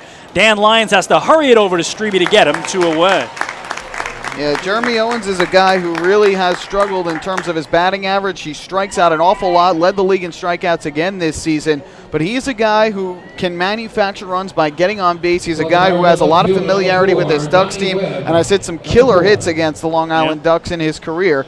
So he's a guy that Patrick Osborne likes in the bottom spot in the order, and it's tough for the guys like Brian Barton and Jose Julio Ruiz who have had good seasons, and one of them was an all-star this year, and they've been familiar faces, but Jeremy Owens has been about a familiar face in the Blue Crabs lineup as anybody. Well, Brownell with a chance for his first 1-2-3 as he goes back to the top of the order and drops in a breaking ball strike on Donnie Webb, who doubled to right to open the game, was bunted over to third, but then stranded there as Brownell struck out Schwanner and Gack to end the inning. Here, John misses, and the count now even at 1-1 on Donnie Webb. 1-0 Ducks in the top of the third. Brownell trying to make it a very quick inning here if he can get the newcomer and left fielder. This pitch is a strike on a backdoor breaker, and it's 1-2. It's a nice curveball there from Brownell, and when he gets that curveball working, he's usually in good shape. The Ducks give him an early 1-0 lead, and important for him to throw up a shutdown inning in a quick 1-2-3. Here's the 1-2 pitch, and that pop foul out of play high on the third base side. And, Michael, I agree with you about Brian Barton. He's basically the face of the franchise if Jeremy Owens isn't. Hit .262 in the regular season, 5th best average on the team. And the fact that he's standing over there coaching first base is just a stunner to me. Yeah, I have no doubt in my mind we'll see him at some point in this series. 1-2 again is just inside. Boy, Brownell, a step toward the dugout on the first base side, thinking it would be strike 3. But home plate umpire Marty Bauer says ball 2, play on. That was a good pitch there from Brownell, right over the inside part of the plate. He thought he had strike 3, but no dice. Here's the 2-2. And now a broken bat roller to short. Again, Lyon's going to have to hurry. Guns it to first, and it pulls Strebe off the bag. Not in time to get the speedy Donnie Webb. And the inning extended here for Southern Maryland. Webb will trade the bat for a hit. And that's that good speed at the top of the order. And we'll see if, even though there is 2 out in the inning, if Patrick Osborne tries to get him moving and over in a scoring position with Rennie Osuna at the plate. Yeah, Donnie Webb stole 30 bases in 97 games with the Rockland Boulders in the Can-Am League. So he's got tremendous speed. And Rennie Osuna, who bunted Webb over to third back in the opening inning, a sacrifice bunt, stands in here. And let's see if he gives Webb some time to try to do his thing and swipe second base. Righty-righty matchup for Brownell. And the first pitch is taken all the way for a strike at the knees on the outside corner, 0-1. Osuna came in hot as well to close the regular season, hits in 6 of his last 7 games. And team's leading hitter in the regular season at the plate. 0-1, Webb does not go, and that's a strike, so Brownell working it around here is in front, no balls and 2 strikes. Terrific start to the at-bat there for John Brownell, Getting strike 1, coming back with another good fastball, and now he can work the count here against Osuna. Let's see if Webb goes 0-2. He does not. Osuna check swing, foul ball. Almost took out the ball boy or bat boy over on the Ducks side, but the count holds on Rennie Osuna. That was dangerous there. He wanted to throw the high fastball. He did, but it came up and inside, and fortunate is Brownell that it didn't hit Osuna, especially with an 0-2 count. I'll see maybe if he goes down with the breaking ball down and away. Webb to the cutout at first as Strebe holds him aboard. He takes off, huge jump, pitches outside. They want an appeal at first, but Dan Kiley says he held up. And so Webb steals second without a throw, and the tying run in scoring position for the Crabs. Well, the fans starting to get a little restless here at Bethpage Ballpark. Brownell didn't get the strike 3 call from Marty Bauer, the home plate umpire, and now there a close check swing from Rennie Osuna. But Dan Kiley at first says he did not go around, and so the at-bat will continue. Brownell has to put it behind him here at 1-2 now to Osuna with a man at second and 2 away. He checks the runner, comes home, and this one crushed but foul down the left field line. He was just out in front of him. And Brownell has gotten some good swings and misses on some strikeouts earlier in the game on the fastballs up high in the zone, and that's what he tried to do there, but Osuna was able to get a good swing on it and hit it down the left field line, so he got almost a swing and a miss from Osuna on the breaking ball down and away, and I think here with a count of 1-2, you might see him go back to that. Well, he comes set at the belt and comes home. Webb takes off for third. Broken bat bouncer to short. Again, Lyons has to hurry. Gets it to first in time, and that will retire the side. No runs, a hit, and a man left. Middle of the third tonight at Bethpage Ballpark in Game 1 of this Liberty Division Championship Series. Ducks continue to lead Southern Maryland 1-0. Hi, this is Ray Navarrete, and you're listening to Ducks Baseball on the Ducks official YouTube channel, youtube.com/DucksBaseball. Now that Metrex is the official nutrition bar of the Long Island Ducks, they're fueling their powerful lineup with delicious high-quality protein to support lean muscle and strength. So that in 2013, the Long Island Ducks can have their best season ever. Uh-oh. Metrex, shaping every body. Amy Cornella, age 17. Last year, 49 people a day died from a Wesley totally Benici, preventable age national 17. public health problem. 49 people a day Nicole, were killed Bridget at the hands of Ramos, drunk age drivers. 28. So the next time you're drinking and you're thinking about driving, Erica Takelman, ask yourself, age 18. do you really want to add to this list? Elijah Anthony Michael Burrow Sealy, age 2 months. Stay alive. Don't drink and drive. A message from Suffolk County Stop DWI.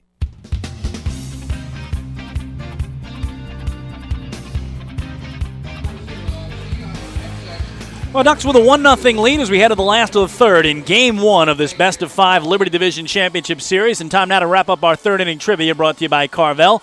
Carvel, celebrating more than 75 years of making people happy, gave you the question in the top of the inning. Again, these teams meeting for the Liberty Division crown for the third straight year and for the fourth time in the last 5 seasons. The only year in the last 5 when this was not the opening round matchup in the Liberty Division Series was back in 2010. Michael Pollock, I asked everyone to name the 2 teams in 2010 who played for the Liberty Division crown. Well, if I am not mistaken, it was the Southern Maryland Blue Crabs against the Bridgeport Bluefish, and it was the Bluefish winning it, I believe, in 4 games on a walk-off hit in Game 4 to head to the Atlantic League Championship Series against York. You are correct, my friend. Good job by Michael Pollock. So, again, the Bluefish defeating the Crabs in 2010, the only time that these 2 teams have not played for this title in the last 5 years. And, in fact, Southern Maryland missed the playoffs in their first year of existence, 2008, but have made the playoffs in 5 straight years since. This is their 6th year in the league, and they're 1 away from the league record set by the Ducks of making the playoffs 6 straight years. Long Island did it 6 straight seasons from 2004 through 2009, but Mike, you go back to 2009, they beat the Ducks in the opening round and then lost to Somerset in the finals. They haven't won a playoff round since. They've gone out in the Liberty Division Championship Series the last 3 straight years. So Southern Maryland has lost their last 4 straight playoff series as Dan Lyons leads off the home third, and Gabby Hernandez starts him out with strike 1 on the outside corner. Lyons, the 9-man and shortstop from the right side, where he hit .217 on the year, did not homer this season, and knocked in 27. Hernandez 0-1 is a curve that misses in, a ball and a strike on, again, the MVP of the championship series a year ago for Long Island, Dan Lyons.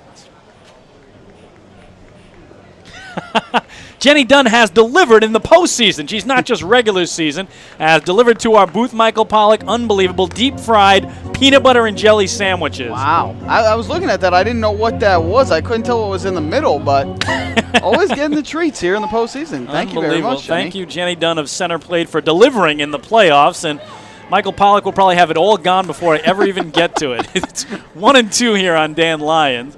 And Hernandez pitch is down and away. He checked his swing. They appeal at first. Again, Kylie there says he held up. 2-2 now on Lyons. I'm a little upset that you would make that assumption. Well, when it's gone, it won't be an assumption. It'll be reality. This is true. This is true. I have to admit, I've never had a French fried peanut butter and jelly sandwich. Deep fried. Deep fried. I'm sorry, deep fried. French fries on the brain for Pollock. Here's the 2-2, and that's popped up. Foul territory behind the plate. Alvin Kalina loses the mask and finds the baseball. 1 gone.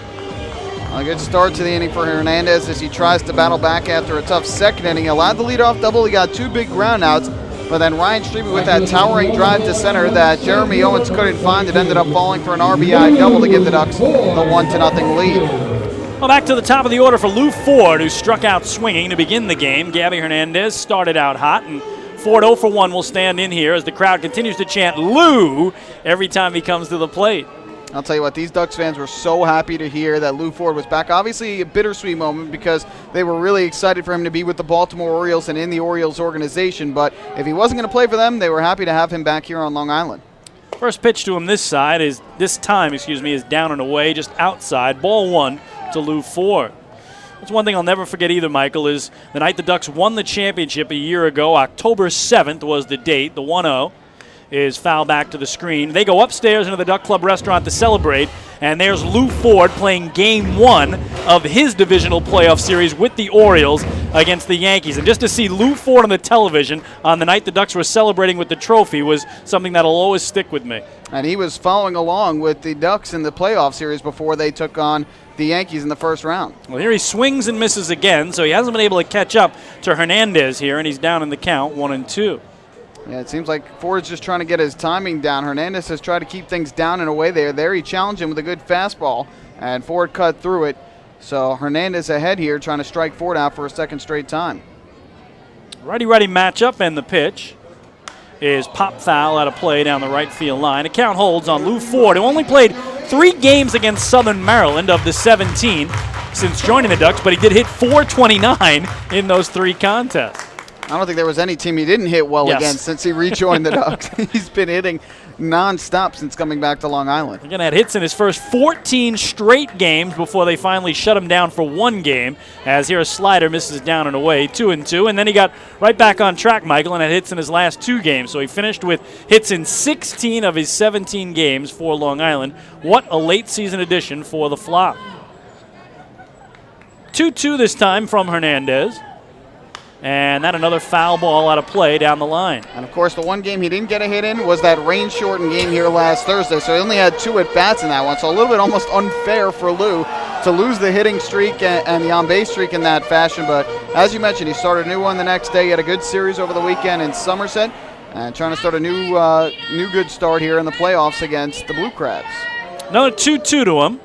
And that a breaking ball pounded to third. Nice short hop grab by Schwanner. And he throws out Ford 2 away. And Hernandez again winning the battle there. Ford a good job this time. He was able to fight off a couple tough pitches, foul them off to the right side as he was trying to get his timing down again. And there, Hernandez able to get him to roll over 1 to third. And a good play by Schwanner at third. Again, a fairly newcomer here to the Blue Crabs, but able to field on that short hop. This is the first time he is playing here at this ballpark in 2013. So 2 up and 2 down, and here is the number 2 hitter in the order and the second baseman tonight for Long Island, Josh Barfield, who fouled out to Schwanner at third back in the opening inning. 1-0 Ducks in the bottom of the third, Game 1 of this best-of-5 Liberty Division Championship Series. Exhale from Hernandez, and now the first pitch is down and away on a check swing. Again, the appeal to first. Dan Kiley says he held up ball 1 to Josh. Yeah, it seemed pretty obvious that Barfield was able to hold up. And Barfield, another guy, he had a big game on Friday night in Southern Maryland, in Somerset, RBI extra base hits in his first 2 at-bats against the Patriots. A good game for the former major leaguer. Here he swings through one, may have gotten just a piece of it, and it's 1 ball and 1 strike to Barfield, who finished the year by getting hits in 3 of his last 4 games. He was overtaken in the final week of the season by Bryant Nelson for the team batting crown. Nelly had hits in his final 11 games of the year and nipped Barfield by 3 1/1000ths of a point. 1-1 here is low and outside for ball 2. Nelson had a great end to the season, a guy who was happy to be back in the lineup after not being in the starting lineup last Wednesday and Thursday. Got put back in the lineup for Friday and Saturday in Somerset. Had a very good series over the weekend and hoping to continue his playoff success. He's won championships the last 2 seasons here in the Atlantic League, has Nelson. Be a 2-1 to Barfield. And that foul back to the screen. Interesting you mentioned that because on Facebook he posted a nice picture of the ring from the Ducks last year, the ring from the Revolution the year before, and his quote was 3 straight rings, why not? So Bryant Nelson going for a 3rd straight Atlantic League championship. And Michael, just an amazing season for a 39-year-old to lead the Ducks in hitting, in runs batted in, go perfect in the stolen base department, 11 for 11. What a year he had, and again 3rd on the team in homers. 2-2 pitch is a call, 3rd strike. Boy, Barfield thought it was well outside, and Gabby Hernandez has his first strikeout, check it, 2nd of the game, and that'll retire the side as the Ducks go in order. 3 complete tonight at the Duck Pond. Long Island leads Southern Maryland 1-0. Hi, this is shortstop Dan Lyons. You can follow me on Twitter at @TheDannyLyons, and you're listening to Ducks Baseball on the Ducks official YouTube channel, youtube.com/DucksBaseball. Want to know what happy tastes like? Well, treat your taste buds to Carvel's new Iceberg and Carvelate beverages. A Carvel Iceberg starts with your favorite soda, like Coke, Fanta Orange, and Barks Root Beer. Blend in ice and vanilla flavoring. It's then topped off with Carvel's famous soft serve ice cream. And try a new Carvelate, a dynamite mixture of coffee and hazelnut or Irish cream flavor, blended with ice and topped off with whipped cream and crunchies. New Carvelates and Iceberg drinks. That's what happy tastes like. Only at Carvel. Visit Carvel.com for the location nearest you. Hey, Duck fans, you want all the latest inside info on your defending Atlantic League champion Long Island Ducks? Then follow Ducks President and General Manager Michael Pfaff on Twitter at twitter.com/LIDucksGM. You'll find out first right here about player transactions, special stories, and so much more. You'll also be able to interact with Michael directly and get his take on all things Ducks baseball. Head to twitter.com/LIDucksGM today and make sure to follow along throughout the entire 2013 season. It's game time.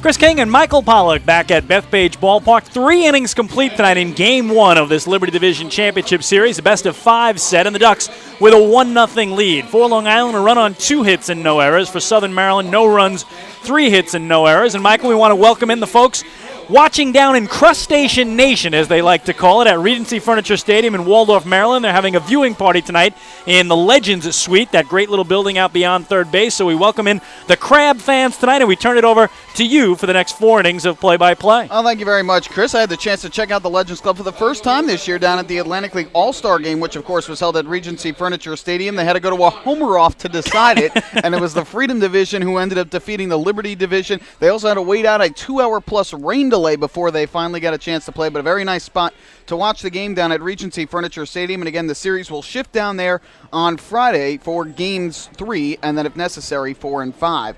First pitch, Nick Schwanner, who leads off here in the 4th, is taken up high and outside for ball 1 from Brownell. Schwanner struck out swinging his first time up back in the opening inning. Now the right-hander's 1-0 pitch. Swung on and hit high in the air to right field. Well hit. Going back is Bailey to the warning track at the wall. He looks up, and you can forget it. A leadoff solo home run over the right field wall for Nick Schwanner, his first of the postseason, and the Blue Crabs have tied the score at 1 here in the top of the 4th inning. Well, Schwanner with 1 home run in the 11 games he played for Southern Maryland to close out the regular season. But, boy, what a big one here. And that one, for a second, Mike, I thought it had a chance to clear both walls. It did not. It dropped between them, but it was a towering fly ball to right field. And immediately Ramon Castro out to talk to John Brownell in what is now a tie ball game. Yeah, Brownell fell behind with ball 1, and we talked about a big key is Brownell getting ahead with that first pitch strike, establishing the strike zone and getting ahead in the count. There he fell behind, left one over the plate, and a guy like Nick Schwanner, who had 13 home runs earlier this season in the Frontier League, wasn't going to miss a pitch like that. So we're all even at 1. Blue Crabs have a 4-2 lead in the hit column. Here's Ian Gack, the cleanup hitter. And the first pitch to Gack just misses outside. Close pitch again from Brownell, but doesn't appear to be getting that outside corner. And the count 1-0. Gack was a strikeout victim his first time up with a runner at third and 2 out in the first. And now the 1-0 is fouled over the screen and behind home plate. It evens the count at 1-1. Brownell faced the Crabs 5 times in the regular season, won his first 3 starts against Southern Maryland, lost his last 2, and did give up 5 home runs in those 5 starts, so make it 6 homers allowed now in 6 starts. Now the right-hander's 1-1. Gack will take a breaking ball down and away. Nice job by Gack to hold up. Count goes to 2-1. Brownell did have a little bit of trouble with the long ball this year. As a starting pitcher this year, gave up 16 home runs. Nick DeBar led the Ducks with 19 allowed. Now the 2-1 pitch to Gack. Breaking ball popped in the air, foul first base side. Castro gives it a look, but this will be well back into the seats. Almost hits one of the ushers down there on the lower concourse, but fortunately it missed him. And the count 2-2. This is the guy you really have to watch out for home run-wise. Mike Gack hit homers in his first 2 games after joining Southern Maryland, and then hit a 3rd homer in game number 5. So welcome to the club. 3 home runs in his first 5 games after coming over from Lincoln in the American Association. Now a 2-2 on the way. It swung on and missed for strike 3. Good fastball down in the zone. He got Gack to swing through it. Second time the right-hander has struck out in this game. And for Brownell, his 4th strikeout of the night, 1 away. That'll bring up Jake Opitz, who is the second baseman and 5-hitter for Southern Maryland. He bats from the left side. Second baseman number 2. So Brownell, who finished second in the league in strikeouts this year, now has 4 here in Game 1 of the postseason. And now he will face Opitz, who reached on an infield single in his first at-bat. Brownell from the windup, and his first offering is swung on and missed. Another good pitch diving down in the zone, and the count 0-1. So many speedy players. We talked about Webb and Osuna and Opitz, and it seemed like every time there was a ground ball, Michael, when I was calling play-by-play, I said, Dan Lyon's got to hurry. He's got to hurry, and it's going to be that way all night. 0-1, and that's low and outside, 1-1. That's the advantage Southern Maryland has had. They've always been a team that's been built on speed and good defense and good pitching. And it hasn't worked out in the playoffs for Southern Maryland recently, but they have another good speed team here this year as Brownell misses down and away for ball 2. 150 stolen bases, second in the league, 38 caught stealing. So they really ran wild most of the year. Hitting-wise, a little below middle of the pack. They had a .261 team average. 2-1 on the way is lined back into center field for a base hit. Good hard swing from Opitz, and he rockets that past Brownell. That's the 5th hit of the night for Southern Maryland. Second hit of the inning. They have a runner at first with 1 away. So Opitz now 2 for 2 on the night as he singles up the middle. And now Jose Salas, who grounded into a double play his first time up, will be coming to the plate, and Brownell will be looking for him to do the exact same thing with 1 on and 1 out in the 4th. Salas took a look down at third where Patrick Osborne, the manager, was going through the signs, but wouldn't expect him to be bunting here with 1 away. Brownell throws over to first to check on Opitz and try and keep him close to the bag. We'll see if maybe Osborne tries to get Opitz moving and in a scoring position. Opitz was 4 of 5 in the stolen base department this season. First pitch on the way, popped up a mile high on the infield to the left side. The third baseman Nelson makes the call, and he will make the catch off to his left side. So on one pitch, Salas is retired, and Brownell able to get the second out here in the 4th. Good job by Brownell bouncing back after giving up that long ball, and now he has to get the always dangerous Sean Smith to keep this game tied. And that's the key for Brownell, is not letting any innings get out of control, and he's done a very good job of that this season. That's why his ERA has been so low. He hasn't gotten the run support he would have liked, and that's why his win total was just 9. His loss total was 10. Team just wasn't scoring enough runs, and the Ducks have kind of been a tidal wave this year in terms of run output. They've had some stretches where it seems like they're getting 5-6 runs every game, and others where it seems like they can't get more than 1 or 2 a game. Another throw over to first to check on Opitz by Brownell as Sean Smith comes up to the plate for the second time tonight. 1-1 the scores we play here in the bottom of the 4th inning, Game 1 of the Liberty Division Championship Series. Smith hits from the right side as Brownell looks in for the sign from Castro. First pitch to Smith is in there for a strike. Good fastball at the knees, 0-1. Yeah, Donnie Webb stole second with 2 outs last inning. Does he send Jake Opitz here to try to get Southern Maryland a man in scoring position and then see if Smith can bring him home? I definitely would not put that past Patrick Osborne. He is a manager who likes to get guys into scoring position, likes to put the pressure on the Ducks defensively. And now the 0-1 to Smith. Runner doesn't go, and the fastball misses way upstairs to even the count at 1-1. Yeah, Donnie Webb got a tremendous jump. He stole that base off John Brownell. In fact, no throw at all from Ramon Castro. So it's up to Brownell to do a little better job here, keeping Opitz tied at first base. He did throw over there once in each of the 2 at-bats in which Opitz has been on first. First to Salas, with Salas at the plate, and now with Smith. Good lead for Opitz. Doesn't go, and the pitch is fouled over the screen and off to our right, upstairs behind home plate. And the count 1-2 now on Smith, who struck out swinging on 3 pitches back in the second inning. All tied at 1 here in Game 1. Blue Crabs out hitting the Ducks 5-2 so far. And Brownell trying to get out of further trouble here in the 4th inning. So the fans starting their 2-strike claps here at Bethpage Ballpark.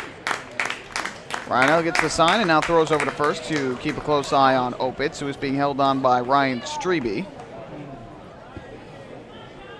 Cool, crisp night here, but clear skies overhead, lights on all around the ballpark. And now a 1-2 to Smith. Kick and the pitch is a breaking ball, swung on and missed for strike 3. 2 strikeouts in the inning for Brownell, 5 for the game, and he gets out of further trouble in the 4th. But a run on 2 hits, including the solo homer by Nick Schwanner. And after 3.5, it's the Blue Crabs 1, the Ducks 1, here at Bethpage Ballpark. Hi, this is catcher Ralph Enriquez, and you're listening to Ducks Baseball on the Ducks official YouTube channel, youtube.com/DucksBaseball. Northeast Facility Supplies is the official janitorial supplier of the Long Island Ducks, serving all of Long Island, both North and South Fork locations to better serve you. We're located in Ronkonkoma and have a complete range of janitorial supplies for all your facilities' needs. Whether it's paper, plastics, chemicals, machinery, or equipment, no business is ever too big or too small for us. Don't forget to ask about our price match guarantee. Visit us on the web at www.nefaci.com or give us a call at 631-563-8119. Take your group out to the ball game this season and enjoy all the fun of Ducks baseball at discounted prices with the Hebrew National Picnic Area, luxury suites, the Smokin' Owls party deck, and so much more. Bringing your group to the game will be an unforgettable experience. The Ducks even offer opportunities to sing the national anthem, serve as a color guard, be the Nicolak Dream Team, put on a pregame performance, display your group's artwork, or shag fly balls during Ducks batting practice. To book your outing today, call 631-940-DUCK and ask for the group sales department. Long Island Ducks baseball. It's game time.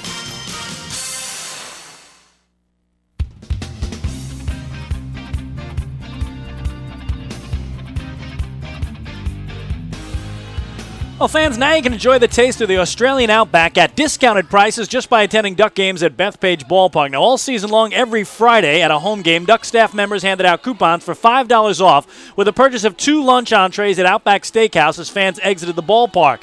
Now, whether you're enjoying one of their delicious USDA choice steaks or one of their many Aussie-tizers, Outback takes great pride in serving the freshest, highest quality foods possible. They're now open on Saturday and Sunday for lunch beginning at 11 a.m., and you can join them every Wednesday as well for No Worries Wednesday with a complete meal for 2 starting at just $25. At Outback, it's all about the quality and all about the food.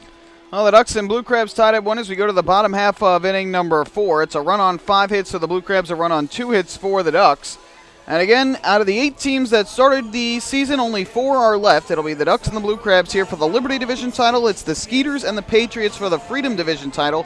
Patriots won last night 6-5 to take Game 1, and Game 2 will begin at about 8:05 tonight down at Constellation Field. It'll be right-hander David Harden for the Patriots and lefty Jason Lane for the Skeeters. Michael, isn't that incredible that Sugar Land won 95 games, Somerset won 90, franchise record for the Patriots, league record for the Skeeters, and one of them's going out in the opening round. Amazing year.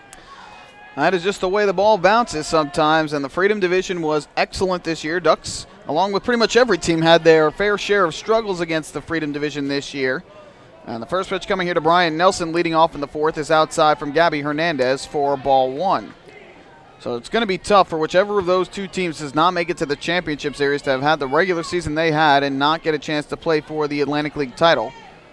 1-0 is on the outside corner to even the count at 1-1 on Nelson, who popped a short in the first. Interesting, though. Sugar Land won the first half and second half, but by virtue of winning the first half, they could have taken home field. They said, no, we want to stay home, not fly to New Jersey and take games 1 and 2, thus giving up home field advantage, and it might come back and burn them.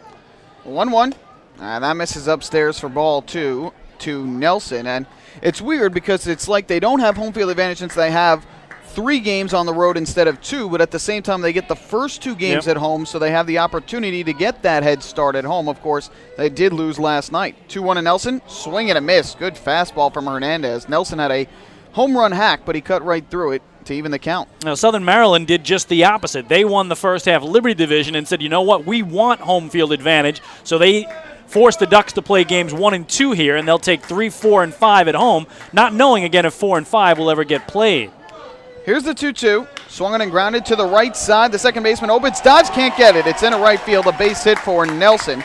Just snuck through, and Brian Nelson has a leadoff single here in the bottom of the 4th inning. Michael, we talked about how hot he was to close the regular season. An 11-game hitting streak, pushed his average to .298. You know what? That led the Ducks, and it cracked the league's top 10. He finished 10th in the league in hitting, did Bryant Nelson. So an amazing end of the season, and now trying to keep it rolling here in the postseason. I know how happy he was the way he ended the season. Of course, I'm sure it eats at him that he finished just 2 points below the magical 300. But Nelson, at age 39, a .298 batting average, a team-high 71 runs batted in, and he's showing he can still play baseball despite getting up there in age. So leadoff single. And the Ducks have a runner at first, nobody out. Here is Bill Hall, the cleanup hitter and DH. Hernandez gets the sign. He works out of the stretch. And the first pitch to Hall. Swung on and fouled off behind home plate upstairs. And the count 0-1 on Hall. Hall doubled inside the bag at third and into left in the second inning. Then came home on the RBI double by Ryan Strebe. And now Colina wants to go out and chat with Hernandez. We talk about what a big game it is for Sugar Land tonight. Not a must-win, but pretty close to it. If they lose tonight, they'd have to win all 3 games in Somerset. And it's something, Michael, I talked about a lot during the course of the regular season. The best team in the regular season in the Atlantic League the last 3 years has not won the championship. Lancaster set a league record in wins last year, lost to the Ducks. The year before, the Ducks were the best team in the league, lost to York in the finals. Year before that, Bridgeport, best team in the league, upset by York in the finals. So for whatever reason, the team that's been the best in the regular season has not won the title for 3 straight years, and Sugar Land, with a win tonight, try to get even in that series, or else they might be the 4th in a row to go. Well, the count is 0-1 here on Hall, as Nelson being held on at first by Salas. 0-1. That's way outside. Nice job by Colina to keep it at home plate. Count 1-1. It really has been amazing, but the bottom line is, especially with back-to-back 5-game series, 2 short series, you just got to get hot and make those key plays. And last year, especially in the championship series for the Ducks, the Lions 3-run double in the top of the 9th inning of game 2, and then the walk-off bunt single in game 5. It's those key plays that prove to be the difference. Here's the 1-1 from Hernandez to Hall. Nelson does not go, and the pitch is low and outside to run the count to 2-1. On the Ducks cleanup hitter and designated hitter. And again, I'm not saying they were wrong to take those first 2 games and give up home field advantage, because the Ducks have been in that spot several times and they've played it both ways. Long Island has said, give me games 1 and 2, and they've also said, give me games 3, 4, and 5. There's a lot that goes into that decision. It's not as easy as it sounds when you have 2 guaranteed gates versus 1. That's a part of it. 2-1 pitch. Hall swings and misses. Another good fastball from Hernandez. Count 2-2. I know some managers, sometimes they'll leave it up to their team to decide. They'll go to the team and say, hey, which do you want? Do you want the first 2 at home? Do you want the last 3 at home? It does take into account a baseball decision. It takes into account a business decision because, of course, Friday, Saturday, Sunday games tend to draw a little better than Wednesday, Thursday games. So it's a lot that goes into it. And sometimes they leave it up to the players. Sometimes it's the front office that decides. But in this case, Blue Crabs won games 1 and 2 on the road and 3, 4, and 5 at home. 2-ball, 2-strike pitch coming to Bill Hall. Here's the pitch, and Hall will take up and outside. So he has worked the count full at 3-2. We'll see if Baez puts Nelson moving here with the count of 3-2 and nobody out. And just to finish up on that, Michael, for Sugar Land, Texas, it's also a travel decision. And from what I read in the papers down there, they did not want to make an extra trip up to New Jersey when they could stay at home and let Somerset fly down. Makes complete sense if you ask me. Those trips are certainly not cozy charter travel trips. 3-2 Nelson doesn't go, and Hall takes low and outside for ball 4. Good at bat there for Bill Hall. He worked the count full, draws the walk. It's a Municipal Credit Union walk with a purpose. Every time a Ducks batter walks, the Quackerjack Foundation wins. And they've got runners at first and second with nobody out here in the bottom of inning number 4. All right, now are you bunting Adam Bailey? I still am not. I still don't think you will either. Tie game in the 4th inning. I think it's still too early to do it. Bailey has a pretty good bat. I don't think you do it here. Well, he goes through the sign. Let's see how he plays it. Again, he chose not to bunt him after the leadoff double by Bill Hall back in the 2nd. Ended up breaking his bat and grounding out to second to get Hall over to 3rd anyway. This is why they pay Kevin Baez the big bucks, to make decisions like this. So Nelson leads at 2nd and Hall at 1st. Corner infielders play on the infield grass. First pitch to Bailey. He will not bunt, and he swings and misses at a ball diving down and away. So they count 0-1. Bailey was a ground-out victim in the 2nd inning, bounced to 2nd. It did, though, move Hall from 2nd to 3rd. And Bailey did break his bat on that ground-out. The 3rd baseman, Schwanner, plays just behind the infield grass, now takes a step back. And the 0-1 to Bailey. Swung on and lifted in the air to shallow center. Charging in his Owens. He is not going to be able to get this. It drops in for a base hit. Going to 2nd is Hall. He gets in there just ahead of the throw. So a flare single in the center for Adam Bailey, and it's bases loaded. Nobody out for Long Island here in inning number 4. That's just respecting the power of Adam Bailey. Jeremy Owens had to play him so deep in center that he could not get in. He tried to fool the Duck runners into thinking he was going to make the grab, but still couldn't get the force. And what a start here for Long Island. And how about that? 2 baseballs hit in the direction of Jeremy Owens so far, and he's not been able to catch either one. That one was much tougher, having to come in on the ball. It seemed like he may have hesitated slightly at the beginning, not knowing if it was hit harder than it actually was off of the bat, but Bill Hall was able to scamper into second just ahead of the throw from Owens. And Nelson now at third, Hall at second, and Bailey at first.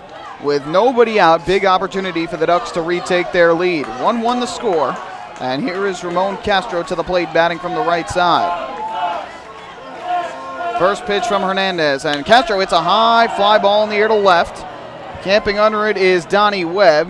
Nelson goes back to third. He will tag and try and score. Here comes the throw to the plate from Webb. It is not in time. A sac fly and an RBI to left for Ramon Castro, and the Ducks are back on top. They lead it 2-1 here in the bottom of the fourth inning. Well, good job by Kevin Baez, sending Bryant Nelson again at 39. Still has the good wheels and is able to score standing up as the throw was slightly offline. The other runners all hold up, and Long Island back on top here in the home fourth.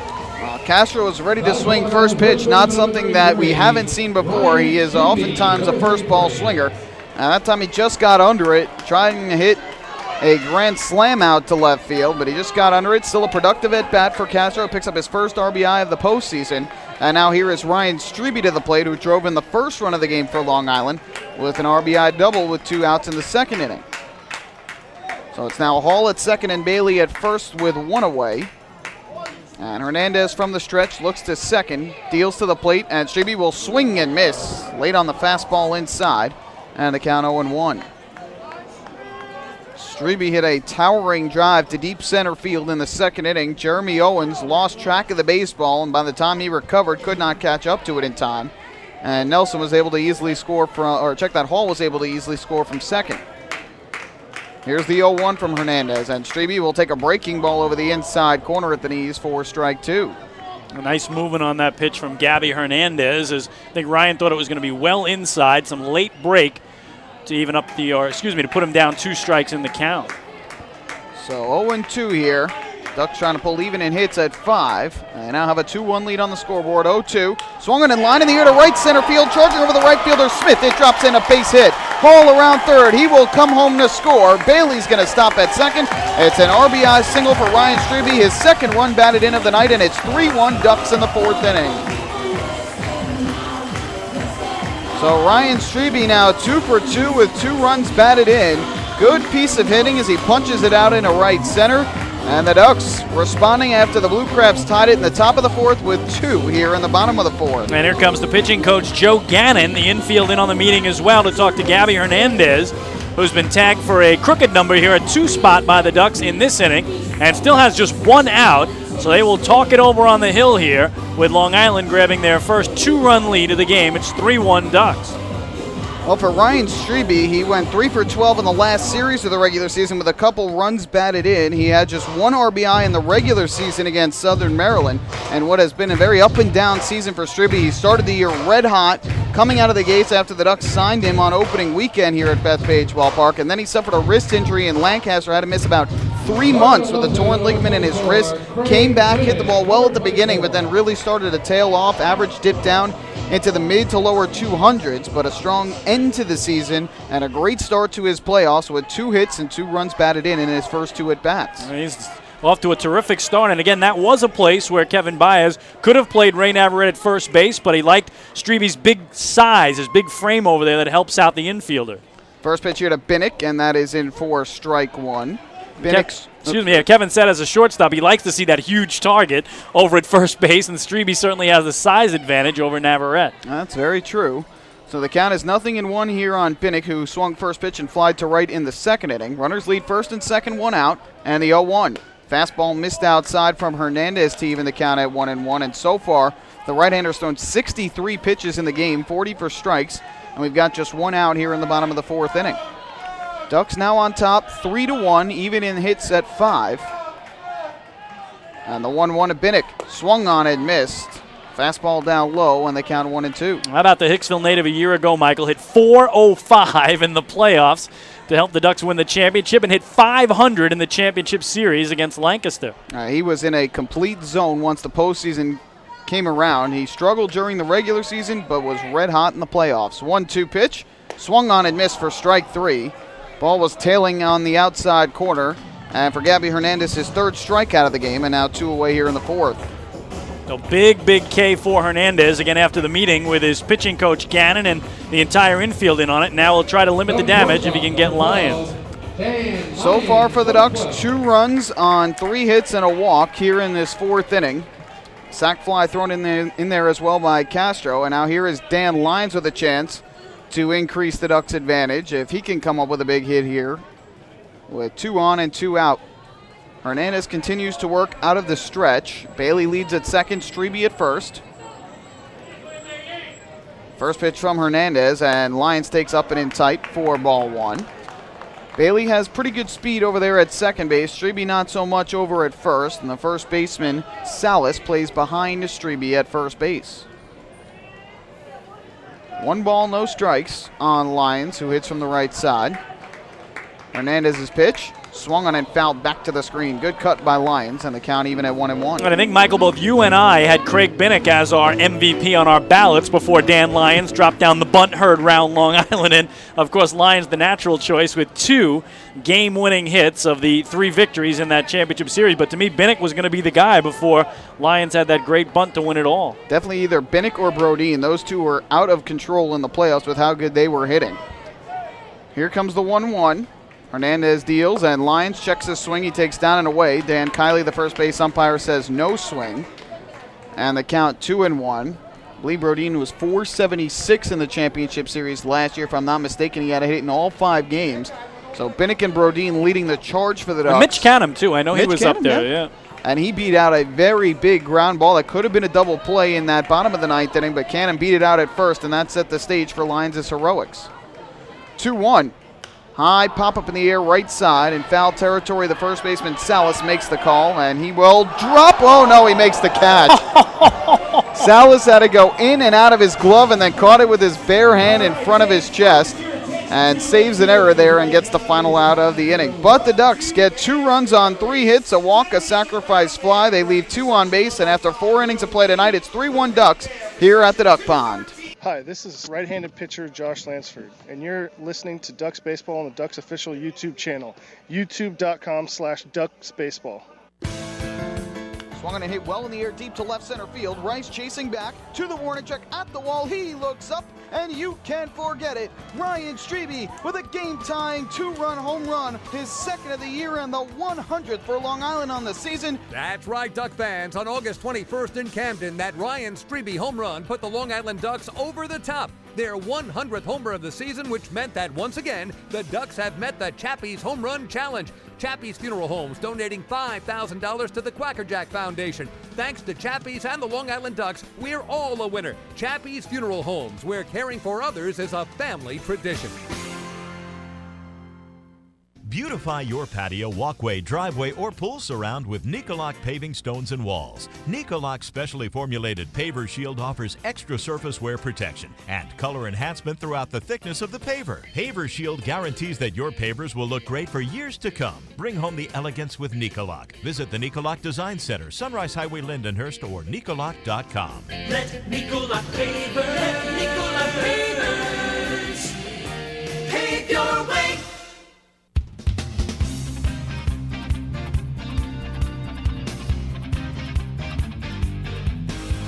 Well, fans, don't forget to stop by the Waddle Inn shop on your next visit to the Duck Pond, where exclusive, hard-to-find Ducks memorabilia is now on sale. All proceeds benefit the Quackerjack Foundation, the charitable arm of the Long Island Ducks. Ducks know they have one more home game for sure. That'll be tomorrow night. If they advance to the championship series, they'll be back here Wednesday and Thursday of next week. So at least one more, maybe as many as 3 more chances to visit that Waddle Inn shop here at the ballpark. Now the Ducks helping themselves out to get to those 2 extra home games in the bottom of the 4th as they scored 2 runs off of Gabby Hernandez and now lead it 3-1. John Brownell back on the mound for his 5th inning of work. He'll face 8, 9, and 1 in the Blue Crabs order. First pitch to Alvin Colina. That misses up high for a ball 1. Colina first pitch swung in the 3rd and popped out foul to the first baseman Ryan Strebe. Each team with 5 hits so far tonight. And here's the 1-0 from the Ducks right-hander. That is in for a strike. Good fastball at the belt, and the count 1-1. Crisp, cool night here at Bethpage Ballpark. Fans coming out to support Long Island's hometown team and possibly the only local area baseball team to make the playoffs this year. As a 1-1 is popped up a mile high to the left side of the infield. The third baseman, Bryant Nelson, along the line, makes the call and makes the catch on the grass for the first out here in inning number 5. You had to bring that up, didn't you? Yeah, it's just a statement of fact. I mean, the Yankees have been battling, and give them credit, they are still somewhat in it despite some rough play of late. I believe they entered tonight, 2.5 games back of the wild card? Yep. 2.5 back of the wild card, and they've been trying to stay afloat. They're battling Cleveland and Baltimore and Kansas City and Tampa Bay, all for that final wild card spot. Texas is now in that race as well. So it should be an interesting end to the regular season in the American League. First pitch here to Jeremy Owens, misses outside for ball 1. Yankees scoreless up in Toronto, 4th inning. They have just 1 hit, or check that, they just got their 2nd hit of the game now up north of the border. The 1-0 on the way. Brownell from the windup kicks and fires, and Owens swings and misses, chasing an off-speed pitch down low, 1-1.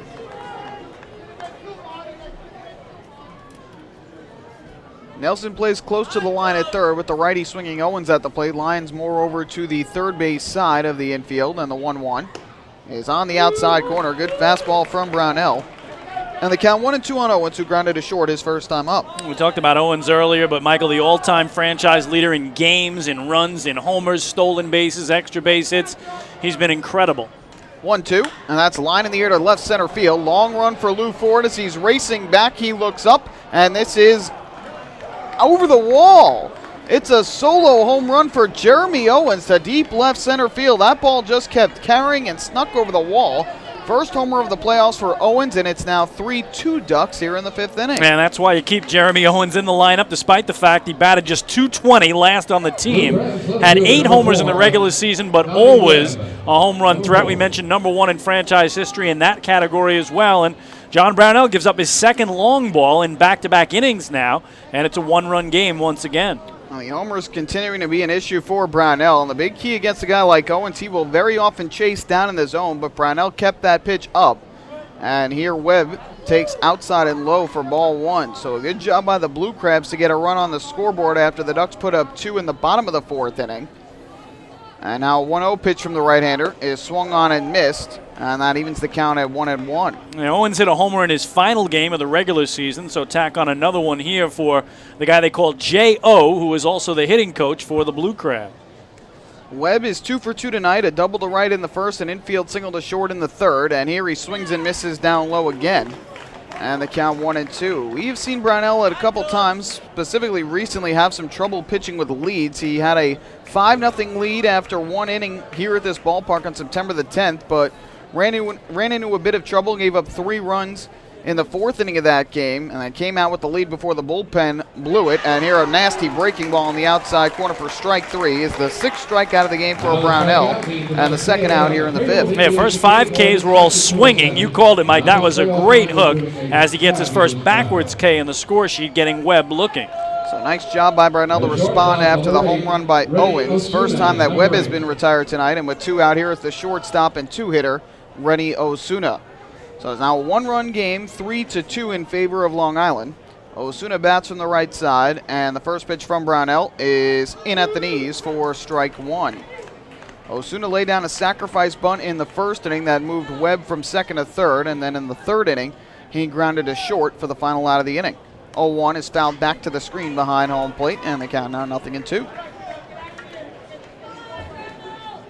So 2 home runs in the game for Southern Maryland. Nick Schwanner and Jeremy Owens each with solo blasts to account for their 2 runs.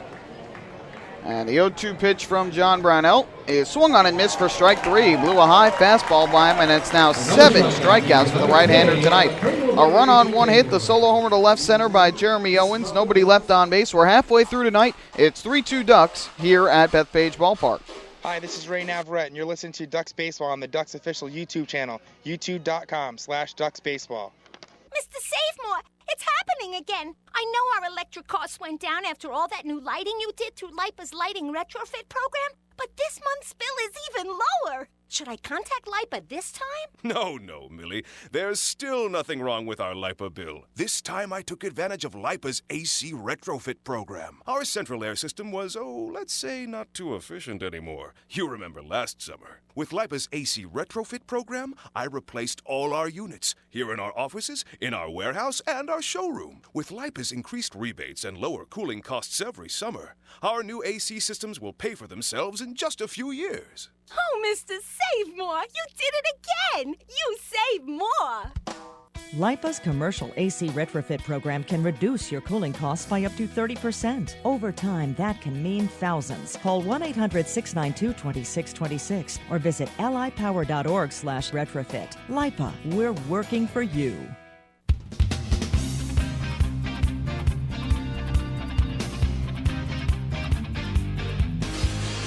Well, the Ducks lead it 3-2 as we go to the last of the fifth. And again, Game 2 of this series will be here tomorrow night at 6:35. Righter Sean Garceau goes for Long Island against fellow right-hander Ian Marshall for the Blue Crabs. And title towels, again, are the giveaway, so get here early. You can get your tickets at the Bethpage Ballpark box office, online at liducks.com, or over the phone. 631-940-TIXX. If the Ducks win the Liberty Division Championship Series, again, they'll be back here at home next Wednesday and Thursday, September 25th and 26th, for Games 1 and 2 of the Atlantic League Championship Series. And, Michael, if they do that, they would become just the second team in league history to go to the Atlantic League Championship Series 3 straight years. The Somerset Patriots have done it twice, but the Ducks would be just the second team, again, to get to the finals in 3 consecutive years. Long Island winning it all last year against Lancaster, losing in the finals the season before to the Revolution. Well, it's a pretty impressive feat, and for Kevin Byes, the manager of the Ducks, to get to the Atlantic League Championship Series his first 3 seasons as manager here on Long Island. No slouch at all. We'll see if the Ducks can get back and do that. Here they have a 3-2 lead as we go to the bottom half of inning number 5. It'll be the top 3 in the order for the Ducks: Lou Ford, Josh Barfield, and Bryant Nelson, as Gabby Hernandez begins his 5th inning of work. First pitch from the right-hander to Ford, and he will take a fastball outside for ball 1. Tough start to the postseason for Ford, as he is 0 for 2 with a strikeout and a ground out to third. Here comes the 1-0, and this one is swung on and hit high in the air to shallow left. Moving in is Webb, and he will make the catch for the first out here in the 5th inning. Ford just under, and that to me was the only surprise in his 17 games with the Ducks, Michael. No home runs because he's got such power. He had a ton of balls to the warning track, to the wall, just didn't put one out. So I was thinking maybe Lou was saving it for the postseason, but so far tonight he's got that variety pack, as I call it, the strikeout, the ground out, and now the fly out. Still very early here so far in the playoffs. Ford came close in Somerset. He hit in his last at-bat, I believe, or in the final second to last game. He hit one pretty well to left field, but just missed hitting it out. Funny story I'll tell you about after the first pitch to Josh Barfield. Hernandez deals, and Barfield takes a nice curveball for strike 1. In batting practice before Saturday's game, he hit 2 or 3 out in a row in one of his final rounds and basically just exhaled and said, finally. But, of course, it was just during batting practice, not during a game. 0-1. And Barfield takes way outside as Hernandez skipped that one back to the backstop. That'll leaving up the count at 1-1 on Barfield, who is also 0 for 2 tonight. Popped out foul to third in the opening inning and then struck out looking in the third on a pitch he thought was far outside. I mean, Lou Ford homered against C.C. Sabathia a year ago, all right? That's pretty impressive. 1-1. And Barfield swings and fouls this one off at home plate. That'll run the count to 1-2. Ford was very good in the postseason for the Orioles against the Yankees. Hit .375 in the American League Division Series against the Yankees and had, I believe, 3 homers in the regular season for the Orioles. So Ford obviously was very grateful for that opportunity. He said if it wasn't for the Atlantic League, he would have never gotten a chance to get back to the major league level. And unfortunately this year he suffered a hernia injury, had to have surgery, but recovered and now is back here on Long Island. Here comes the 1-2. Hernandez kicks and fires, and Barfield swings and fists this one foul, first base side. That'll get back into the seats. The ball, I believe, rebounded from up top back down below. Count 1-2. And I got to see Lou Ford play twice at Yankee Stadium, Mike. Once in the regular season, once in that 5th and deciding game of the opening round playoff series, and it was just such a thrill to know that a guy who started the year here in Central Islip finished it in the Bronx in Yankee Stadium. 1-2. And Barfield takes outside. It caroms off the glove of Colina and back to the backstop. He was the 13th Duck to have played here on Long Island and make it back to the Major League level. Of course, the most recent and 14th of which was Scott Rice, who spent the majority of the season with the New York Mets before suffering an injury at the end of the 2013 regular season, which is finishing up now in the major leagues. But Scott Rice was the 14th of the 14 Ducks who have played here on Long Island and made it to the major leagues after playing here. And Mets wore him out. That's what they did. Yeah, no question. He was getting close to setting a record for games pitched. Here, Barfield hits one in the air down the right field line. Long run for Sean Smith over into the corner. In foul territory, he slides. He can't make the catch. And it one hops off the warning track down by the Ducks bullpen. Good effort by Smith, but it'll keep Barfield's at-bat alive, still 2-2. I told Lou Ford this story when he came back, Michael, but I'm a big Lou Ford fan. I'm a big Yankee fan. So what did I root for? I rooted for a 5-4 Yankee win and 4 home runs from Lou Ford. That's what I rooted for every time I watched him in the Bronx. So, of course, I was pulling for Lou. I wanted that 4-homer game, but I still wanted a 5-4 Yankee win. Of course. That's a tough call to make. And I'll tell you what, Ray Navarrete is a guy who's a big Yankee fan, but up in that Duck Club after the Ducks won the championship, he was rooting hard for Lou Ford. 2-2. Barfield swings, lifts this one in the air to shallow left center. Long run in for Jeremy Owens, and he will make the catch in left center as he caught it in front of the left fielder, Donnie Webb. So now Barfield is 0-for-3. Top 2 in the order, 0-for-6. And that'll bring up the third baseman and 3-hitter, Brian Nelson. So Gabby Hernandez really able so far to put that shaky 4th inning behind him when he had to face 7 men, allowing 2 runs on 3 hits. It's been the 3 through 7 spots in the Ducks order tonight that have done the damage. They have combined for all 5 Ducks hits and have driven in all 3 Ducks runs, but Binnick, Lyons, Ford, and Barfield are now combined 0-for-10, and here is Brian Nelson, switch hitter batting from the left side. First pitch from Hernandez, and Nelson swings and hits one well in the air, deep down the right field line. Smith will turn and watch it fly. You can forget it. Off of the second wall and right. A solo home run for Bryant Nelson. His first of the playoffs and the Ducks' first of the postseason. And Long Island gets their 2-run lead back. It is 4-2 here in the 5th inning. Is he just incredible, Michael? The season that Bryant Nelson has had. We talked about the biggest playoff home run in franchise history a year ago in the deciding game against Southern Maryland. And here, that one out in a heartbeat as he celebrates with Bill Hall coming off the on-deck circle. Well, the title towels are being waved round and round here at Bethpage Ballpark as Brian Nelson picks up his 2nd hit of the night. A deep drive over the right field wall for his first home run of the postseason. And it is now 4-2 Ducks here in the 5th. That'll bring up the cleanup hitter, Bill Hall, who has been on base twice. And boy, does Nelson just thrive for these postseason games. He goes all year long. He puts together a nice season as well. And now he gets the Ducks going here in the playoffs as Hall takes a strike at the knees. Ball caromed off the glove of Colina. And the count 0-1. Hall a good start to the playoffs. A double to left and a run scored in the 2nd. A walk and a run scored in the 4th. I'm going to go back to that game a year ago against Southern Maryland. Ducks trailing in the bottom of the 8th inning by a run. And it was a Bryant Nelson 2-run homer that turned it around for Long Island to win the game. Definitely the biggest playoff home run in franchise history. 0-1 to Hall. Swung on and missed. Good fastball on the outside corner. And the count 0-2. And we were here broadcasting that game. And for Bryant Nelson, and for the Ducks at that time, things were looking very, very grim. They had a 2-0 lead in the series, had lost Game 3 and lost Game 4, and were trailing in Game 5, staring at 3 straight home losses to lose the series and end their championship hopes. And then all of a sudden, Nelson uplifting the crowd with a mammoth 2-run home run to right. And Nelson knew it immediately when he hit it, and he talked about that at bat after the season, just saying that was one of the biggest hits he has ever had. He did have a walk-off home run in the playoffs the year before for the York Revolution. So those two right atop some of the biggest hits he has ever had in his baseball career. 0-2 from Hernandez to Hall, and this one is taken low. Good eye by Hall. So the count goes to 1-2. Each team now with 6 hits in the ballgame. Brian had 11 home runs in the regular season, all 11 batting left-handed. And, of course, here tonight, batting left-handed again, another home run.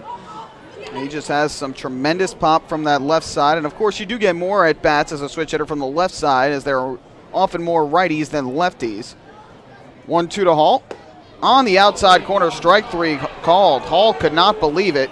Second time a Ducks hitter has been upset with an outside corner strike 3 call. So that is strikeout number 4 for Hernandez. That ends the inning. A run on a hit, the solo homer by Bryant Nelson, and through 5, it is the Ducks 4 and the Blue Crabs 2.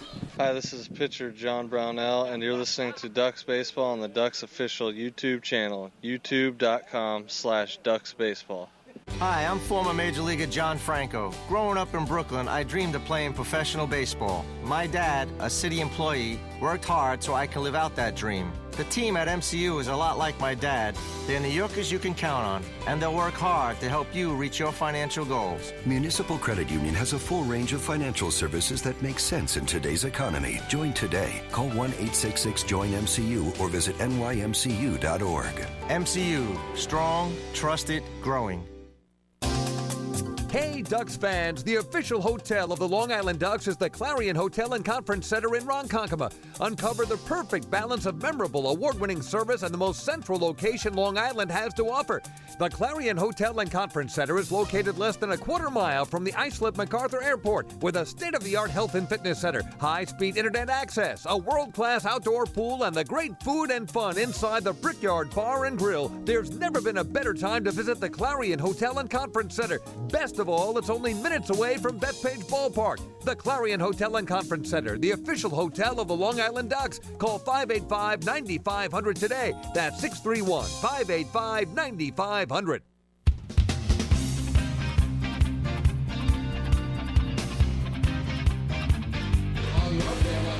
Ducks with a 4-2 lead as we go to inning number 6 tonight at Bethpage Ballpark. And we want to thank you, Duck fans, for following along all season long as the Ducks tried to meet the Chappies Home Run Challenge. Ducks needed to hit 100 home runs. They hit 115 in the regular season, and our friends at Chappies Funeral Homes donated $5,000 to the Quacker Jack Foundation. Chappies Funeral Homes, where caring for others is our family tradition. First postseason home run for the Ducks just hit off the bat of Bryant Nelson to make it 4-2 in favor of Long Island. So the Ducks have their 2-run lead back as we go to the 6th. We'll see how John Brownell responds. So far, through the first 5 innings, he has pitched fairly well. He has given up 6 hits, including a couple of long balls, but he's limited the damage to just those 2 runs and has struck out 7 batters over 5 innings.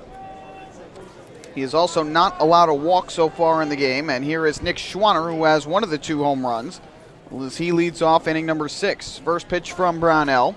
And Schwanner will take a fastball way outside for ball 1. Hard to believe John Brownell has not won a game since July 27th at Bridgeport. A complete game 8-1 victory. 7 starts since, no wins. 1-0, and that's taken low and outside for ball 2. He's had some good ones in there. He had a complete game effort August 25th here against Somerset when he allowed just 3 runs, 2 of them earned. In a game the Ducks won 4-3 in, I believe that one went 17 innings. This one is, or 14 innings. This is taken outside, and it's quickly 3-0. Josh Barfield won that one with a walk-off home run to left center in a game that took 5 hours and 10 minutes, second longest in franchise history. Here's the 3-0 to Schwanner, and this one is on the inside corner for strike 1. Good pitch there from Brownell. The number that jumps out, though, is 7 complete games for John Brownell. That's just absolutely incredible. And you gave the pitch counts, Michael, in some of those games. I mean, 140, it's crazy. 3-1 here is on the ground at first. Nice stop by Ryan Strebe. He will take it to the bag himself. And there's one away. Another good play by Strebe, who has played very well at first. 1 out here in the 6th. And you do have a couple of those 7-inning complete games in there, or 8 innings if he was on the road and trailing. But Brownell has been an innings eater. He's been the workhorse that Kevin Byas expected from the start of the season. He has taken the ball for Long Island, and he's been pretty much the most consistent person in the rotation for Long Island. Some guys have come and gone. Of course, Dontrell Willis was terrific for Long Island before he got signed by the Angels and pitched in the Pacific Coast League Championship Series for the Salt Lake Bees. More on that in a moment, as the first pitch is a breaking ball for strike 1, Ian Gack. Want to send congratulations to a couple former Ducks, Ben Broussard and Mitch Canham, who both were members of the AAA Omaha Storm Chasers, who last night won the AAA National Championship by defeating the Durham Bulls. 0-1. That's low and outside for ball 1. So Willis, of course, is come and gone. You've seen guys like Bob Zimmerman, who started the year in June with the Ducks. So Brownell has been that one consistent force all year long that has been there for Long Island. Only suffered a minor leg injury at one point, but otherwise he's been very healthy. And here ground ball foul to the third base dugout, and part of that reason why he was healthy all year long and that consistent, recognizable name in the rotation was why he was named the Ducks and Monty Smelson Team Most Valuable Player this year. Again, you look at his numbers across the board, and he's so many categories, top 10 in the league. We talk about complete games, shutouts, earned run average, strikeouts, innings pitched. Incredible year for Brownell. And his 1-2 is swung on and missed by Ian Gack, who now has the hat trick. He has struck out swinging all 3 times he's come to the plate. 8 strikeouts for the right-hander tonight through 5 2/3 innings, and there's 2 away here in the 6th inning. Yeah, John's season-high strikeouts 9. He did that twice, so we're only in the 6th inning. He's certainly got a chance for that here in his first postseason outing. And the most by a Ducks pitcher this year was 10, done a couple of times. Nick DeBar did that once, and James Hauser did it once. First pitch here to Jake Opitz, the second baseman and 5-hitter. He takes just outside for ball 1. Opitz is 2 for 2 tonight. He reached on an infield single to second in the second, and then single to center in the 4th. 4-2 Ducks lead here in the top of the 6th inning. 2 outs, base is empty, and the 1-0 is lifted in the air to left center field. Pretty well hit. Bennett going back, but he's got room, and in front of the warning track on the scoreboard, he makes the catch, and a strong 1-2-3 inning in the 6th for John Brownell as he keeps the Blue Crabs off the board. To the bottom of the 6th inning we go. It's the Ducks 4 and the Blue Crabs 2. Hi, this is Josh Barfield, second baseman for the Ducks, and you're listening to Ducks Baseball on the Ducks official YouTube channel, youtube.com/DucksBaseball. Want to know what happy tastes like? Well, treat your taste buds to Carvel's new iceberg and Carvelate beverages. A Carvel iceberg starts with your favorite soda, like Coke, Fanta Orange, and Barks Root Beer. Blend in ice and vanilla flavoring. It's then topped off with Carvel's famous soft serve ice cream. And try a new Carvelate, a dynamite mixture of coffee and hazelnut or Irish cream flavor, blended with ice and topped off with whipped cream and crunchies. New Carvelates and iceberg drinks. That's what happy tastes like. Only at Carvel. Visit Carvel.com for the location nearest you.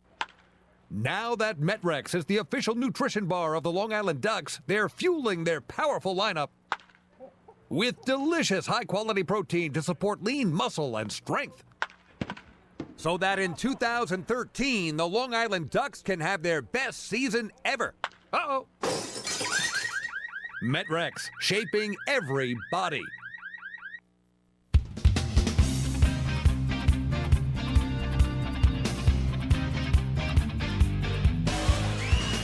Well, Ducks with a 4-2 lead as we go to the last of the 6th, and we have a run scored down in Texas. It's Game 2 of the Freedom Division Championship Series. Again, Patriots rallying last night from a 3-1 deficit in the 5th inning to win it 6-5. Somerset scores in the top of the 1st. They lead the Sugarland Skeeters 1-0. And again, if Somerset wins that game, Sugarland will be down 0-2 and have to play the next 3 games in Bridgewater, New Jersey at TD Bank Ballpark. So there's got to be some real pressure right now on the Sugarland Skeeters at home after an incredible 95-win regular season. They were 50 games over 500. Patriots 41 games over 500. But right now, Somerset with a 1-0 games lead and a 1-0 lead in the 1st inning of Game 2. It's a phrase that has been made famous by Yankees broadcaster John Sterling. You just can't predict baseball. You really can't. And over the last 3 years, it's been shown you can't predict the postseason in the Atlantic League. You can't predict it in the major leagues. Anything can happen. And the Ducks have a 4-2 lead as we go to the bottom of the 6th here in Game 1 of the Liberty Division Championship Series. First pitch from Hernandez to Bailey, and that misses way up high for ball 1. So the Ducks getting a run in the 5th to respond after the Blue Crabs scored a run in the top of the 5th to cut the deficit to 1. And now Long Island will look to extend that 2-run lead. Here's the 1-0 to Bailey. And he will take up and outside again, and it's 2 balls and no strikes. Did you hear John's call of the A-Rod home run that wasn't last night? I didn't hear it, but I heard about it. Oh, my goodness, you have to hear it. You just, I played it for my wife last night. I was rolling on the floor laughing. It was quite amusing. I can only imagine. 2-0 is outside again, and Bailey quickly ahead in the count 3-0. Well, you know, he had to do the it is high, it is far, it is gone. Called it a home run, then realized it wasn't a home run and said it hit the wall and went out, then realized it was just a fly out. So he does apologize on the air, but it's just unbelievable. I've heard some of his missed home run calls. This one, I think, takes the cake, though. It really does. I'll definitely have to be sure to listen to it after our game here tonight. Bailey with a count of 3-1. Hernandez deals, and Bailey swings and hits one well in the air to right field. Going back is the right fielder Smith at the warning track, at the wall, and you can't forget it. Over both walls in right. It's a solo blast for Adam Bailey, his first of the playoffs, and it's a 3-run lead for the Ducks in the 6th, 5-2 in favor of Long Island. Unbelievable, Michael. We have seen him do that so many times this season. What we call the two-waller, clearing both walls in right field. Adam Bailey had 15 of them during the regular season. He adds a playoff homer, and Long Island's largest lead of the night, 3 runs up here in the home 6th. So after the Blue Crabs had homers in the 4th and the 5th, the Ducks now have homers in the 5th and the 6th. 4 long balls tonight between these two. And the first pitch to Ramon Castro is swung on a hit well in the air to center field. Owens racing back to the warning track, and he reaches up and makes the catch in straightaway center. Castro took that about 390 feet to straightaway center field, but Owens tracked it down on the warning track for the first out. Oh, that is the typical Jeremy Owens right there. Took away an extra base hit with that great speed. He got a tremendous jump that time. But, boy, you wonder if Gabby Hernandez is tiring. Again, Hernandez this season has never gone beyond 7 innings. He's gone 7 innings 5 times, but 2 very hard-hit balls here to open the home 6th. Next pitch will be his 90th of the game, and he delivers it low and outside for ball 1 to Ryan Strebe. So Bailey the solo homer to right for his 2nd hit of the game, and Castro the deep fly out. He is now 0 for 2, but did have a sac fly in the 4th.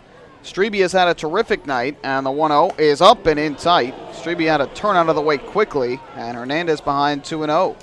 Strebe had a double to deep center field that brought home Bill Hall in the 2nd inning. Then he had an RBI single to right center in the 4th that scored Nelson. So he's looking for his 3rd hit of the night here, and ahead in the count 2-0. Hernandez kicks and deals, and Strebe takes a fastball that is outside for ball 3. It's a strange thing coming in, the pitching choices. John Brownell, the Ducks leader in wins. Gabby Hernandez, the team leader in losses coming in. He lost a dozen games this season. And now the 3-0. Strebe takes all the way. It's a strike on the outside corner at the knees, 3-1. So definitely an odd situation. You wonder if Patrick Osborne decided to go with Marshall in Game 2 in case Hernandez took the loss in Game 1. So they have a good pitcher in Marshall to back him up. And the 3-1 here is swung on and grounded weakly here towards third. Charging in is the third baseman, Schwanner. He throws to first. It pulls the first baseman off the bag. But it's going to be an infield single for Ryan Strebe, and he is now 3 for 3. Unbelievable. What a game for Strebe, as that time he's able to leg it out. Good try by Schwanner, whose only play was the barehanded. And now they're going to check on Gabby Hernandez here. Take the pulse will manager Patrick Osborne this time coming out. Osborne is a guy who we've seen in the playoffs the last couple of years have a pretty quick hook. If he sees his starter starting to fatigue or struggle, he's going to go to his bullpen, which has been very good consistently for the Blue Crabs. You have, of course, Jim Ed Warden, who has always been an elite closer for Southern Maryland, but some other good pitchers in the bullpen, including Kyle Mertens, Eduardo Morlan, and some other guys in there as well. But Hernandez is going to stick in the game here as Osborne will try and get him through 6. Now the Ducks, who now have a 3-run lead, will try and add some more here with a runner at first and 1 out, and Craig Binnick coming to the plate. Yeah, coming towards the bottom of the order, the 8-9 guys, Binnick and Lyons 0 for 4 right now, so I think you're right, Michael. He's going to try to squeeze him through 6 here, but I don't think he's long for this game, is Gabby Hernandez right now. So Strebe leads at first with 1 away. Here is Craig Binnick, and the first pitch to Binnick is lifted foul behind the plate. Late on that pitch from Hernandez, and the count 0-1. Binnick flied to right on the first pitch in the 2nd inning, then struck out swinging in the 4th. 1 of 4 strikeouts on the night for Hernandez. Here comes an 0-1 from the right-hander. Kicks and deals, and Binnick swings and fouls it again behind the plate. Out of play, and it's 0-2. A quick conversation with his pitcher, and suddenly Gabby Hernandez up in front of Binnick. And Craig looking for his first hit of the game. The Ducks now with 8 hits to the Crabs 6. He fell behind at 3-1 on both Bailey and Strebe, and both ended up with hits. Now ahead 0-2 on Binnick. And the pitch on the way is swung in line towards the middle, and a leaping catch made by the shortstop Rennie Osuna to rob Binnick of a hit. And that's out number 2 here in the 6th inning. I thought that one was going to go through. So did Craig, who was taking some extra BP inside today off the tee in the batting cage and denied of his first hit on a nice grab by Osuna. Number 12, Dan Lyons. So Binnick is now 0 for 3. Still a runner at first with 2 out for the Ducks. Long Island has scored in each of the last 3 innings. And they now have a 5-2 lead here in Game 1. And now Dan Lyons, the shortstop and 9-hitter who is 0 for 2, will come up to bat. Lyons hits from the right side. Hernandez checks first, now gets the sign. And the first pitch on the way to Lyons is swung on and missed. Weak hack there from Lyons as he chased down and away. Count is 0-1. Dan was getting ready for the playoffs, though. I saw he had a 3-hit game Sunday in Somerset, just his second 3-hit game of the year. But Mr. Playoffs of a year ago, I think, was sensing that the big games were close and had a terrific game. And the Ducks closing out the year with 2 wins in 3 games in Somerset. It's certainly been an interesting year for Lyons, 0-1. That swung on and missed as he chased outside again for strike 2. Lyons had been banged up a lot at the beginning of the year, just some little aches and pains, but he'd been trying to play through it. He was struggling at the plate. Kevin Byes then had Bill Hall starting at short, with Lyons coming off the bench.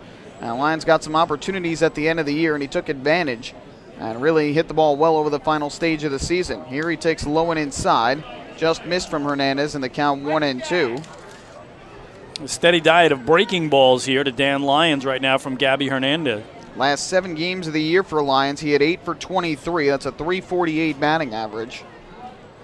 0 for 2 though tonight, and here comes the 1-2 pitch. He will swing and miss for strike 3 as he chased down low and away. 5th strikeout for Hernandez. But the Ducks get another run, 2 hits, including the big solo home run to right for Adam Bailey. And after 6 innings of play tonight, it's now Long Island 5 and Southern Maryland 2. Hi, this is pitcher Jared Lansford, and you're listening to Ducks Baseball on the Ducks official YouTube channel, youtube.com/DucksBaseball. Hey Ducks fans, your recreation destination this year is The Rinks at Hidden Pond Park. The Rinks features 2 full-size ice rinks, a 97-acre summer day camp, a New York State licensed preschool academy, and a wide variety of birthday party options. Learn to skate, join one of many hockey leagues, swim in an Olympic-sized pool, and enjoy all the fun that The Rinks has to offer. Visit us today at 660 Terry Road in Hauppauge, or check us out online at therinks.com. The Rinks, your recreation destination. Amy Cornella, age 17. Last year, 49 people a day died from a Wesley totally Benici, preventable age national 17. public health problem. 49 people a day were killed at the hands of drunk drivers. So the next time you're drinking and you're thinking about driving, Erica Takelman, ask yourself, age 18. do you really want to add to this list? Elijah Anthony Michael Burrow Sealy, age 2 months. Stay alive. Don't drink and drive. A message from Suffolk County Stop DWI.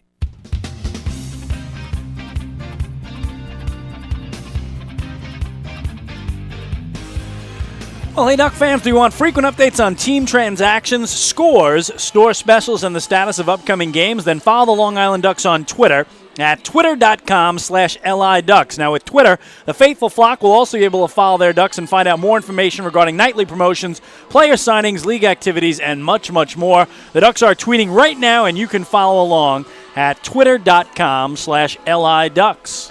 Well, we go to the 7th inning here in Game 1 of the Liberty Division Championship Series. 5 runs, 8 hits, no errors for the Ducks. 2 runs, 6 hits, no errors for the Blue Crabs. John Brownell back to the mound for his 7th inning of work. He has struck out 8 so far tonight in 6 innings and has not allowed a walk. And he will try and protect this 3-run lead as he faces 6, 7, and 8 in the Southern Maryland order. It'll be Jose Salas, Sean Smith, and Alvin Colina. First pitch to Salas, and it is dealt on the outside corner for strike 1. Since giving up the Owens home run, though, Brownell has retired 5 in a row, 3 by strikeout, so that's called putting it behind you. And now his 0-1 to Salas is just outside to even the count at 1-1. Salas 0 for 2 tonight. He grounded into a 6-4 3-double play in the 2nd inning and then popped to 3rd in the 4th. Nelson plays well off the bag at 3rd with the lefty hitter at the plate. 1-1. That's outside again. And the count goes to 2-1 on Salas. 6 hits in the game for Southern Maryland. You have the 2 solo homers, 3 singles, including 2 on the infield, and a double to right by Donnie Webb, which led off the game. 2-1 offering. Salas swings and grounds it foul up the first baseline. Jose Julio Ruiz, who is not playing tonight and coaching over at first, fields it, flips it into the crowd, and the count even up at 2-2. A pretty nice grab there, Michael. He spun his body around, put his back to home plate, and then it landed right in his right hand. That was a fancy grab down at first. And now the 2-2 to Salas is swung on and fisted foul up the 3rd baseline. Brownell jammed him there and almost sawed the bat in half of Salas, but did not break it, so that keeps the count even. We'll see what both sides decide to do tomorrow, whether they keep the lineups the same or whether we see Ruiz or Barton in there for Southern Maryland, whether we see Navarrete or Henriquez in for the Ducks. 2-2 to Salas again. Breaking ball, strike 3. Oh, that filthy curveball from John Brownell. Strikeout number 9 on the night for the right-hander, and there's one out here in the 7th. Well, again, he ties his season high. He struck out 9 River Sharks in Camden, July 22nd, and 9 Revs in York on May 5th. We said in the beginning of the game, the 2 keys are that hard fastball from Brownell, keeping it down in the zone, and that very good 12-6 curveball from Brownell. And we've seen both be effective tonight in leading up to those 9 strikeouts. First pitch to Sean Smith is a fastball that missed up and away for ball 1. Smith has struck out swinging twice so far tonight, once in the 2nd and once in the 4th. 1-0 in this righty-righty matchup. And Smith will take a curveball up and away. And he is now ahead 2 balls and no strikes. I remember a couple of years back, Michael, I believe it was a 14 strikeout game by Mike Lurie. Was that in the playoffs? That is the record. It wasn't in the playoffs. It was during the regular season. I thought that was the playoff game. I'm pretty sure that was during the regular season as he misses up and away, up and in tight here for ball 3. I remember Lurie had a double-digit strikeout performance in the playoffs. I don't believe it was 14. Maybe that was a dozen? That might have been a dozen. Might have been. I'll have to check back in the record books, but I know Lurie had the 14 strikeouts in Southern Maryland, which is the franchise record for a single game. As this is a called strike, 3-1. That was at the end of the regular season. Okay, that's what it was. You're right. And believe it or not, he took the loss in that game. It might have been the final series of the regular season. I think it was the second to last series, final road series. 3-1, swung on and missed. Good high fastball. And that runs the count to 3-2. So Brownell has battled back from 3-0 to 3-2 on Smith as he tries to give Smith the hat trick like he did to Ian Gack back in the 6th inning. 3 balls, 2 strikes, 1 out, bases empty. Ducks lead by 3. Payoff from the right-hander is swung on and fouled back to the screen behind home plate.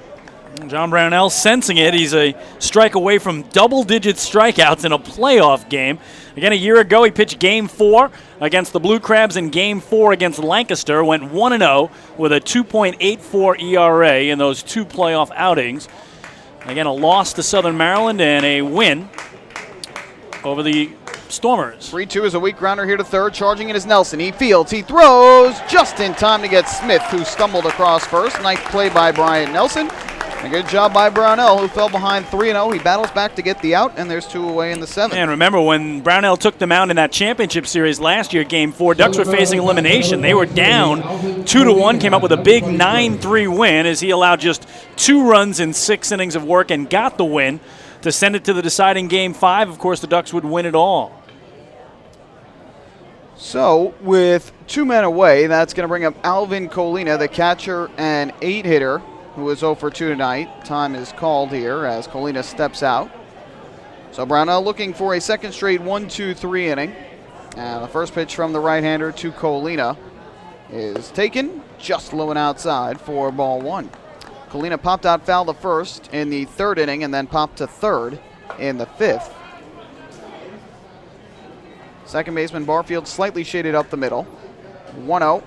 That's low and outside, skipped in the dirt by Brownell. And it's now 2 balls and no strikes. It's now 7 in a row retired by John since the Jeremy Owens homer back in the 5th. So he has really put that blast behind him and bearing down to get those 7 straight 4 by strikeout. He's fell behind a couple of hitters, but has found ways to bounce back and record outs. And that's what you like to see from your starter. 2-0 to Colina. That's a check swing ground ball foul, third base side. Count 2-1. I look back. The 14 strikeout game for Lurie was September 15th at Southern Maryland. That was the final road series of the year. He struck out 14 in 7 innings. Then 2 starts later in Game 1 of the Atlantic League Championship Series, he struck out 10 in 7 innings. 7 innings of shutout baseball, and the Ducks 1-0 win. Okay, for some reason I had a dozen in my head. 2-1. High fly ball in the air to left field. Craig Binnick moves a couple steps back and over to his left, and in front of the big scoreboard in left center, he makes the catch.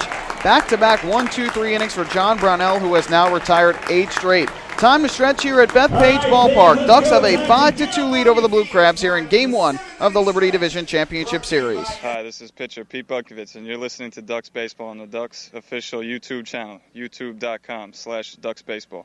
Mr. Savemore, I just opened our electric bill. There must be some mistake. Yes, Millie, what would that be? It's so much lower. It must be wrong. Should I contact LIPA? No, Millie. There's nothing wrong with our bill. It's all the new lighting we've installed. Our lighting contractor told me about LIPA's new commercial lighting retrofit program. We were able to upgrade all our lighting here in our offices, in our warehouse, and our showroom. With LIPA's new higher rebates, our new lighting will pay for itself in less than a year, including our contractor costs. Not to mention how this will help improve our sales. And as you see, it's costing us a lot less for electricity. Oh, Mr. Savemore, you really do know how to save more. LIPA's commercial lighting retrofit program can reduce your lighting electric costs by up to 40%. Over time, that can mean thousands. Call 1-800-692-2626 or visit lipower.org/retrofit. LIPA, we're working for you. I love coming to the stadium. What do you love about a Long Island Ducks game? The excitement! The laughter. The memories. Spending time with my family. Watching my grandson's eyes light up. Dancing with Clocker Jack. What about you? A 400-foot shot. Definitely the food. Getting autographs and running the bases. Play ball! For game times and promos for your 2012 Atlantic League champions, visit liducks.com.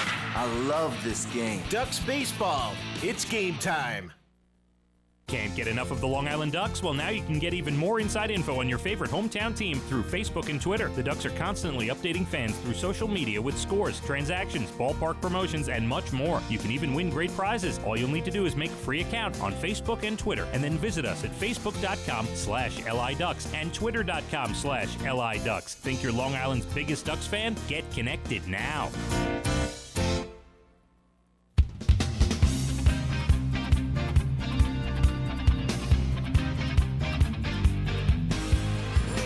Well, we head to the bottom of the 7th inning in Game 1 of the Liberty Division Championship Series here at Bethpage Ballpark. Ducks with a 5-2 lead, and that is going to be it for right-hander Gabby Hernandez. He is replaced by fellow right-hander Kyle Mertens. 6'2", 225-pounder from Placentia, California, enters the game. Mertens in the regular season pitched very well against the Ducks. 7 appearances against Long Island, no record, and a tidy 2.70 earned run average. So Mertens takes over here for Hernandez as we go to the last of the 7th.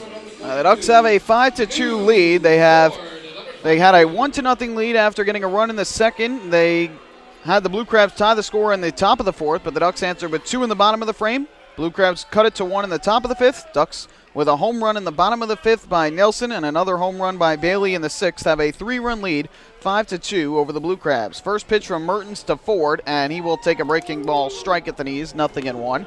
We'll see if Ford is able to smile here after going 0 for his first 3. Now he's got a new pitcher that he is facing in Kyle Mertens. And the 0-1 from the right-hander. Ford swings and misses. Cut through a ball, diving down and away, and Ford quickly behind, 0-2. Ford struck out swinging in the first, grounded to third in the 3rd, and fly to left in the 5th. That'll be an 0-2 upcoming from the right-hander as Mertens gets the sign from Colina. Kick and the pitch, and Ford will swing and fist one out in a shallow left center. Will this one drop? It will, just out of the diving reach of the left fielder, Donnie Webb. So there's Ford's first hit of the playoffs as he breaks his bat, singles in a left center, and the Ducks have the leadoff man on here in the 7th Isn't that the way sometimes, though, Micah? You got to break your bat to get your first hit, and you could hear it clearly break as he swung at it and just got it in front of the diving glove of the left fielder, Donnie Webb. So leadoff man aboard for Long Island, and Ford here trying to add to a 3-run lead. Might be a little expensive, but Ford would definitely trade the bat for the hit, especially if it gets the Ducks a little rally here in the 7th. Ducks do lead by 3, but of course Long Island would love to get as much of a lead as they possibly could here, and we'll see if Brownell comes back out for the 8th or if Kevin Baez goes to his bullpen. Josh Barfield, who was coming to the plate, goes down by Kevin Baez, the manager and third base coach for the Ducks, just to check and see what Baez wants to do here, maybe to see if Baez will put a hit and run on here with Ford, who does have good speed. I can't imagine he would lay a bunt down with Barfield here, up by 3 runs. But we'll see what happens here. Ford leads at first, being held on by Salas. First pitch from Mertens, and Barfield does bunt. Foul, third base side. A late square there by Barfield, and he bunted it foul to the third base side of home plate for strike 1. I'm surprised as well. I did not think he would be doing that, especially with the way Kevin usually likes to play it. But see if he gives him another crack here at 0-1. Schwanner was expecting it at third. He was on the grass. He stays there, at least for now. Barfield does have some fairly good speed. Ford, of course, as we know, at first has good speed as well. 0-1 from Mertens. Barfield does square. Bunts it. Third base side. Schwanner fields it, and his throw to first is in time. Ford rounds second, but he'll hold on right there. So here in the seventh, Kevin Baez does lay down the sacrifice bunt. It goes 5-3 on the putout. Going from first to second is Lou Ford as the Ducks try and get an insurance run in a scoring position and do so successfully. Well, Gabby Hernandez, the starter tonight for the Crabs. 6 innings, 8 hits, 5 runs, all earned, a walk and 5 strikeouts, and gave up a pair of home runs. Solo shots to Bryant Nelson and Adam Bailey. He leaves on the short end of the 5-2 score. Finishes with a pitch count of 101, 65 for strikes. And he did a good job of keeping the Blue Crabs in the game, but those big long balls by Nelson and Bailey helping the Ducks increase their lead to 3. And now Nelson with a chance to drive in another run here and pick up his third hit of the game as Ford is at second with 1 away. Ducks out hitting the Blue Crabs 9-6 tonight. Kyle Mertens gets the sign from Colina. And his first pitch on the way to Brian Nelson is taken outside for ball 1. Nelson popped to short his first time up, but then he singled to right to open the fourth and came home to score on the sac fly to left by Ramon Castro. And then with 2 out and the bases empty in the fifth, he uncorked a solo home run to right for his first long ball of the postseason.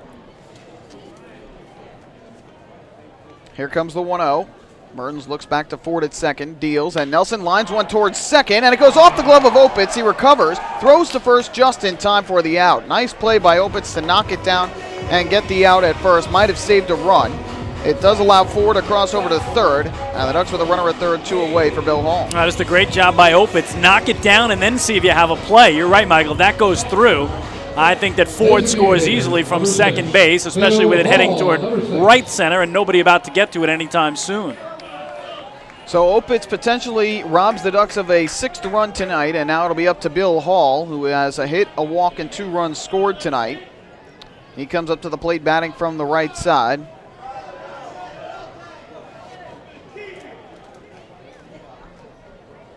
So Hall digs in. Mertens looks for the sign. And the first pitch on the way is a fastball strike. 0-1. We'll talk about a workhorse, Michael. Mertens pitched 73 times in the regular season, one off the league lead set by his teammate Charlie Manning. 1-2 record, 4.19 earned run average, but boy, 73 games, that's better than one every other game for a reliever. That shows you the trust that Patrick Osborne has in Mertens and his bullpen. Let's go Ducks chant up from the crowd. The 0-1 Hall is outside on a fastball, and it evens the count at 1-1. Hall doubled to left and scored in the second, drew a walk and scored in the fourth, and then struck out looking on a pitch he thought was outside to end the fifth. 5-2 Ducks lead it, trying to add some insurance here in the bottom of the seventh with Ford at third and 2 men out. Here comes a 1-1, and Hall will swing and miss. Cut through a pitch tailing down and away, and that's where opponents like to keep it against Hall, down and away and get him to chase. And they count 1-2. Well, for Kevin Baez, normally your 8th inning, Jared Lansford, the 9th, Leo Rosales, but the way that John Brownell's going, he's in his best stretch of the game, Michael, with those 8 in a row up and down. I think we're going to see Brownell for the 8th. Jared has had some struggles of late, and he is coming back from that shoulder impingement injury, so I do think Kevin might stick with Brownell here or go to another one of his relievers. The 1-2 is up and inside. Count 2-2. You've had Josh Lansford pitching well of late. Looking ahead, it's going to be Owens a righty, Webb a lefty, and Osuna a righty coming to the plate. Like Kevin said, if he had to put a pitcher in that 3-4-5 run where you had 2 lefties, he would perhaps go to Herrera or Threets, but that's not where they are in the order right now. My mistake, Webb is actually a switch hitter, not a lefty. 2-2 to Hall. Here comes the pitch, and Hall will check his swing. He chases down and away, and first base umpire Dan Kiley says he went around. Hall again does not agree.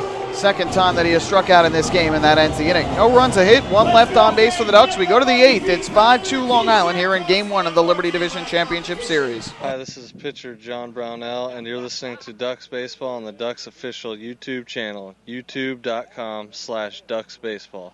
Beautify your patio, walkway, driveway, or pool surround with Nicoloc paving stones and walls. Nicoloc's specially formulated Paver Shield offers extra surface wear protection and color enhancement throughout the thickness of the paver. Paver Shield guarantees that your pavers will look great for years to come. Bring home the elegance with Nicoloc. Visit the Nicoloc Design Center, Sunrise Highway, Lindenhurst, or Nicoloc.com. Let Nicoloc Paver, let Nicoloc Pavers pave your way.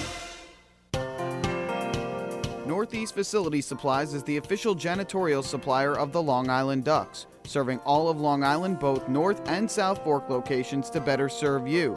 We're located in Ronkonkoma and have a complete range of janitorial supplies for all your facilities' needs. Whether it's paper, plastics, chemicals, machinery, or equipment, no business is ever too big or too small for us. Don't forget to ask about our price match guarantee. Visit us on the web at www.nefaci.com or give us a call at 631-563-8119.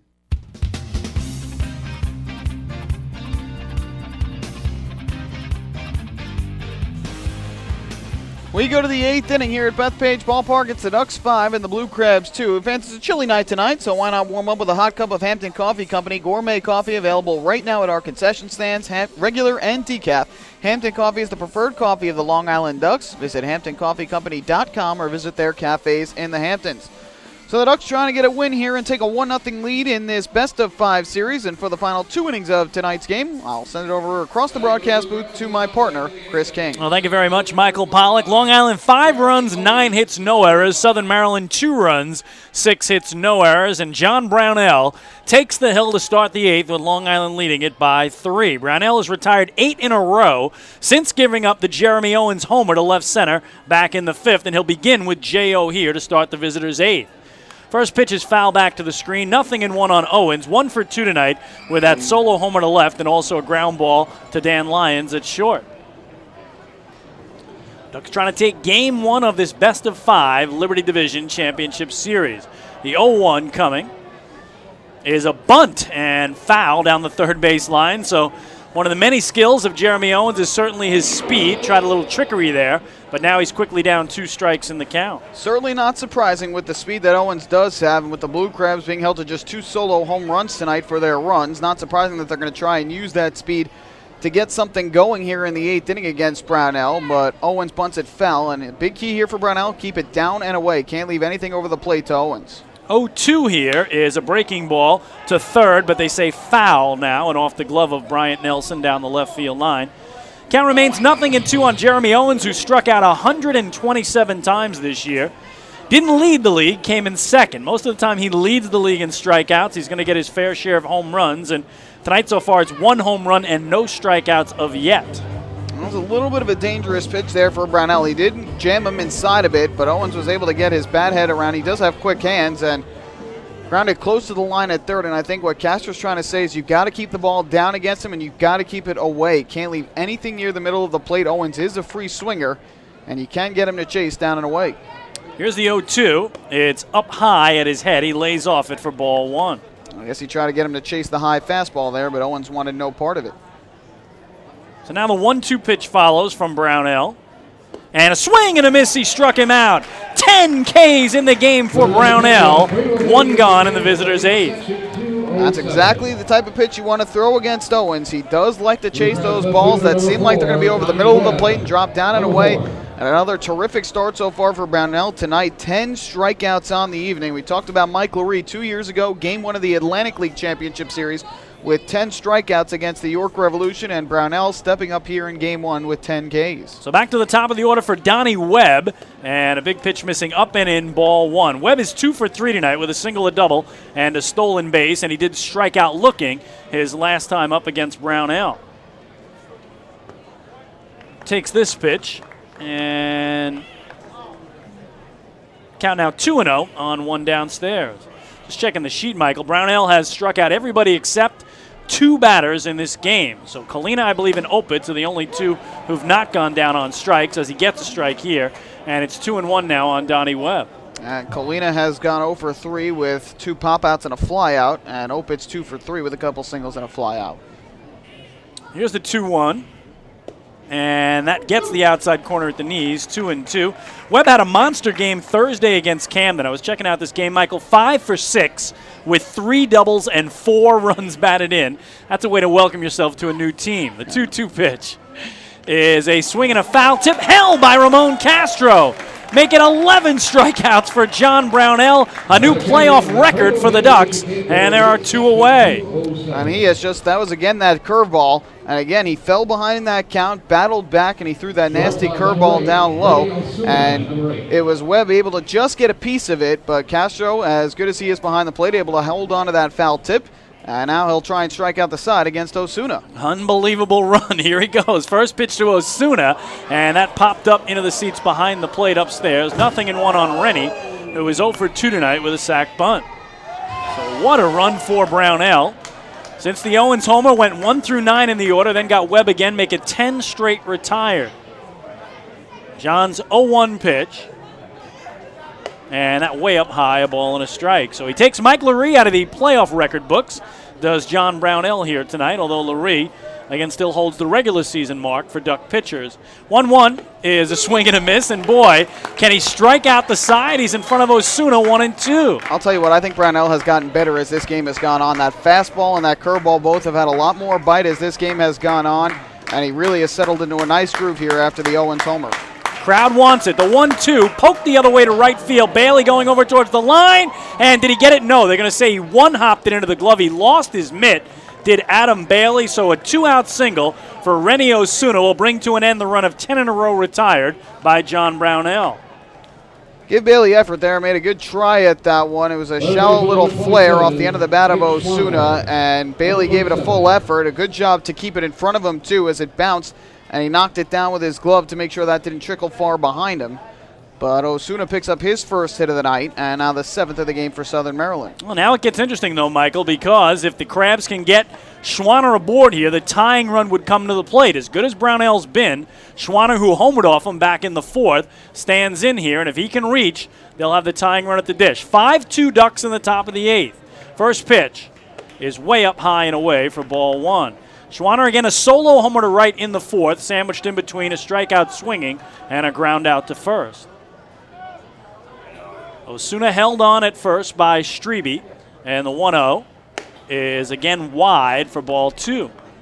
Well, Brownell tonight now at 115 pitches for the game, 76 for strikes. And there is action going on in the bullpen down the right field line, but Baez would love to get Brownell through the 8th here. 2-0 is popped up. Foul territory behind the plate. Ramon Castro racing to the screen, but it's about 2 rows in on the seating bowl side, and now it spins into the walkway, and a gentleman has himself a playoff souvenir. 2-1 to Schwanner. Big pitch there from Brownell, and Schwanner got under it, and Castro got a little bit of a late jump on it, but again, it went back into the seats, and Brownell was hoping that one was going to stay in play. Again, trying to try and keep the ball down in the zone here against Schwanner to see if he can golf under it and pop one up just like he did there.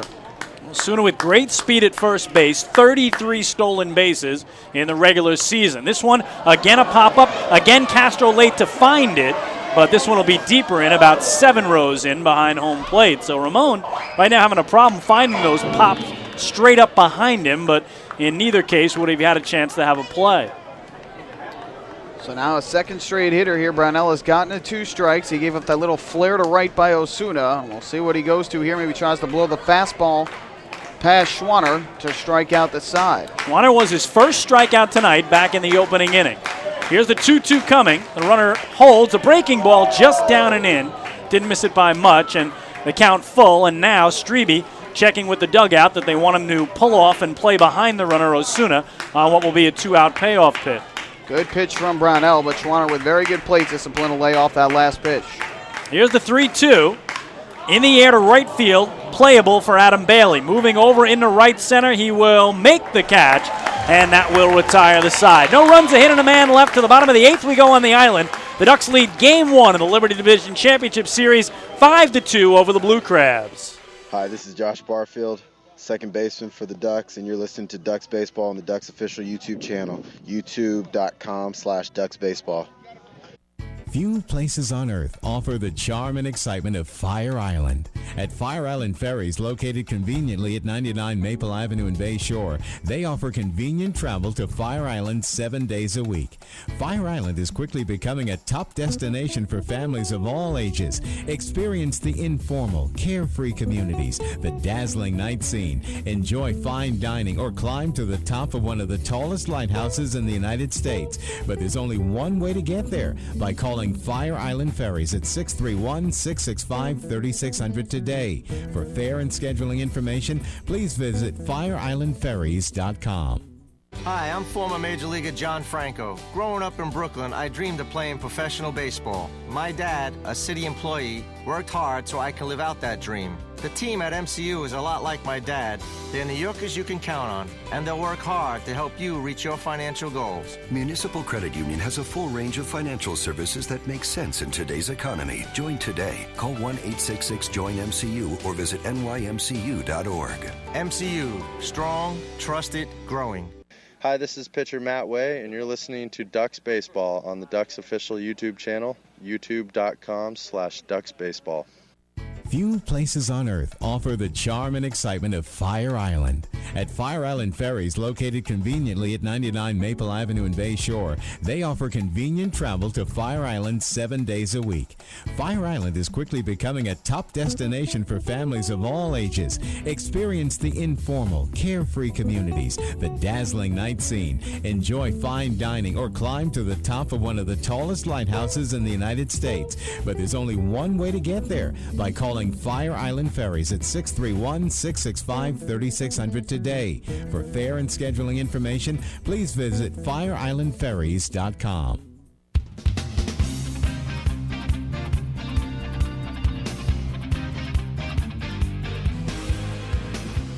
Ducks have a 5-2 lead as we go here to the bottom half of inning number 8 in Game 1 of the Liberty Division Championship Series. And the Blue Crabs call on their second reliever of the night. It's left-hander Wade Corpy, who relieves Kyle Mertens through a scoreless inning, gave up 1 hit and struck out 1. And Corpy comes into the game. He spent most of the year in the Blue Crabs rotation, 24 games, 19 of them starts, and he was 3-7 with a 4.81 ERA. He will come on to face Bailey, Castro, and Strebe, 5, 6, and 7 in the Ducks order as Long Island looks for some insurance. Yeah, Corpy made 4 starts against the Ducks in the regular season, a 1-1 record and a 3.54 earned run average against Long Island. 5-2 Ducks as we go to the home 8th. And the first one to see the lefty Corpy is the left-swinging Adam Bailey. 2 for 3 tonight with a single and a homer. Lefty-lefty, and the first pitch, a nice curveball across the breadth of the plate. Strike 1, Adam Bailey. So third pitcher of the game for Southern Maryland. Ducks still have had just John Brownell. Swing and a miss by Bailey, and the count quickly 0-2. Corpy's got a good fastball and that nice curveball that we've seen, and with that fastball having all that extra life, curveball coming in a little bit slower, it makes that fastball look even more fast. 0-2, breaking ball bounced to short for Rennie Osuna. Across to Jose Salas, 1 away. Good hustle there up the first baseline by Bailey, trying to beat it out for his third hit of the game, but Osuna able to make the play. And exactly what I was just about to say was Corpy might be brought in to just face the lefty here, and you've got 2 big righties coming up in Castro and Strebe. And so it appears as though Osborne is going to take the ball from Corpy, and he'll bring in a righty to face both Castro and Strebe. 5-2 Ducks in the bottom of the 8th. Pitching change for Southern Maryland when we come back.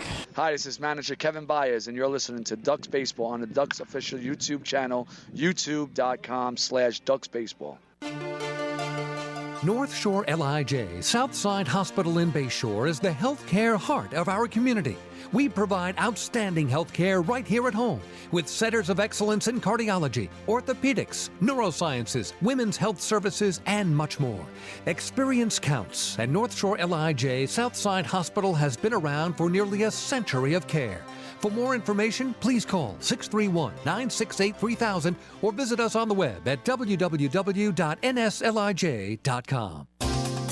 Hey, Ducks fans, the official hotel of the Long Island Ducks is the Clarion Hotel and Conference Center in Ronkonkoma. Uncover the perfect balance of memorable, award-winning service and the most central location Long Island has to offer.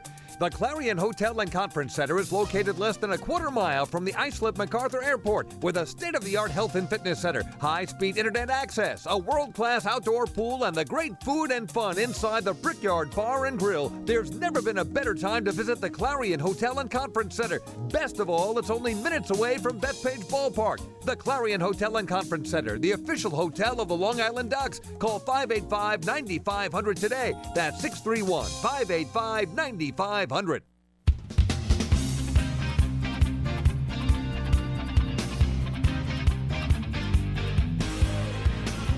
Well, you're back here at Bethpage Ballpark. Ducks have a 5-2 lead in the bottom of the 8th inning. Wade Corpy, a left-hander, comes out of the bullpen and gets a ground ball to short from Adam Bailey, the one lefty he was going to face. And now with the righties Castro and Strebe coming to the plate, manager Patrick Osborne calls on the right-hander Tim Redding, the former big leaguer, comes on to face Castro and Strebe. And Redding on the year had some struggles with Southern Maryland. He was 1-2 with a 5.94 ERA through 19 games, 11 runs on 20 hits in 16 2/3 innings. And so the right-hander Redding comes in, and Castro, who is hitless tonight, and Strebe, who has 3 hits and 3 at-bats, set to come up here and try and give the Ducks some insurance. Castro has driven in 1 run tonight with a sac fly. Strebe has driven in a pair, as he'll try to keep his night perfect. 5-2 Ducks, bottom of the 8th. 1 away, nobody aboard for Castro, who along with the sac fly tonight has grounded out to second and flied out to center. So Tim Redding, the 4th pitcher of the night, is in for Southern Maryland to set up a righty-righty here, with the next 6 straight batters for the Ducks being all right-handed hitters. Redding with a big exhale on his first pitch to Castro is a slider for a strike, and the count 0-1.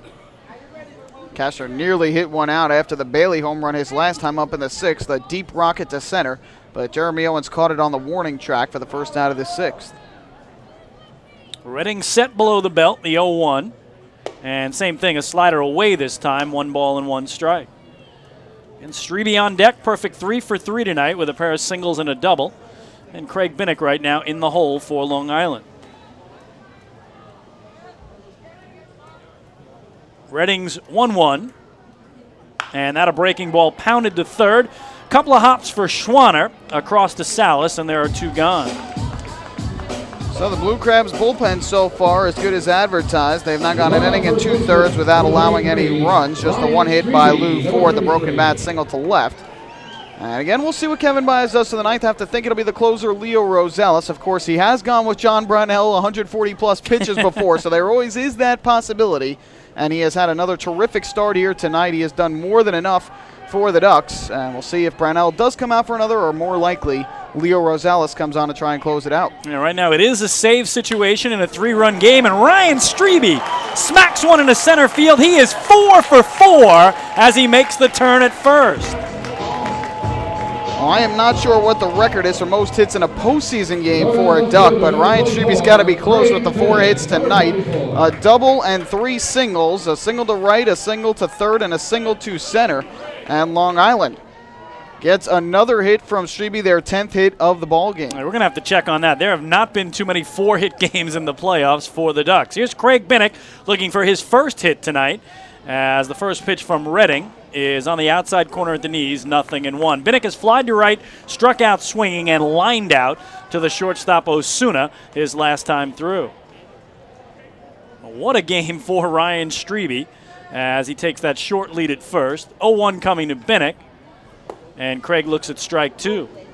Again, we discussed this during the pregame. It's a tough decision for Kevin Baez playing Ryan Strebe over Ray Navarrete, but Strebe has played good defense of late, and you can see why he is in at the plate. 4 for 4 tonight with 2 RBIs, keying the Ducks' 10-hit attack this evening. 0-2 pitch is a breaking ball low and outside. A good block by Kalina, sliding to his right, and that's ball 1 to Craig Binnick. It's been a tough night so far for Binnick. He came close to a hit his last time up in the 6th, a line drive towards the middle, but the shortstop Osuna moved to his left to make the catch. And that was the second out of the 6th inning. Here's the 1-2. And that foul back. Count will hold. Strebe just 2 for 13 against the Crabs in the regular season. And that gave him a 154 average. But tonight he has doubled his season total of hits against Southern Maryland's pitching staff. As they say, the playoffs, a completely clean slate. Throw everything from the regular season out the window. Everything starts fresh. 1-2 again, and that down and away. Another block by Kalina, and the count evens up on Craig Binnick.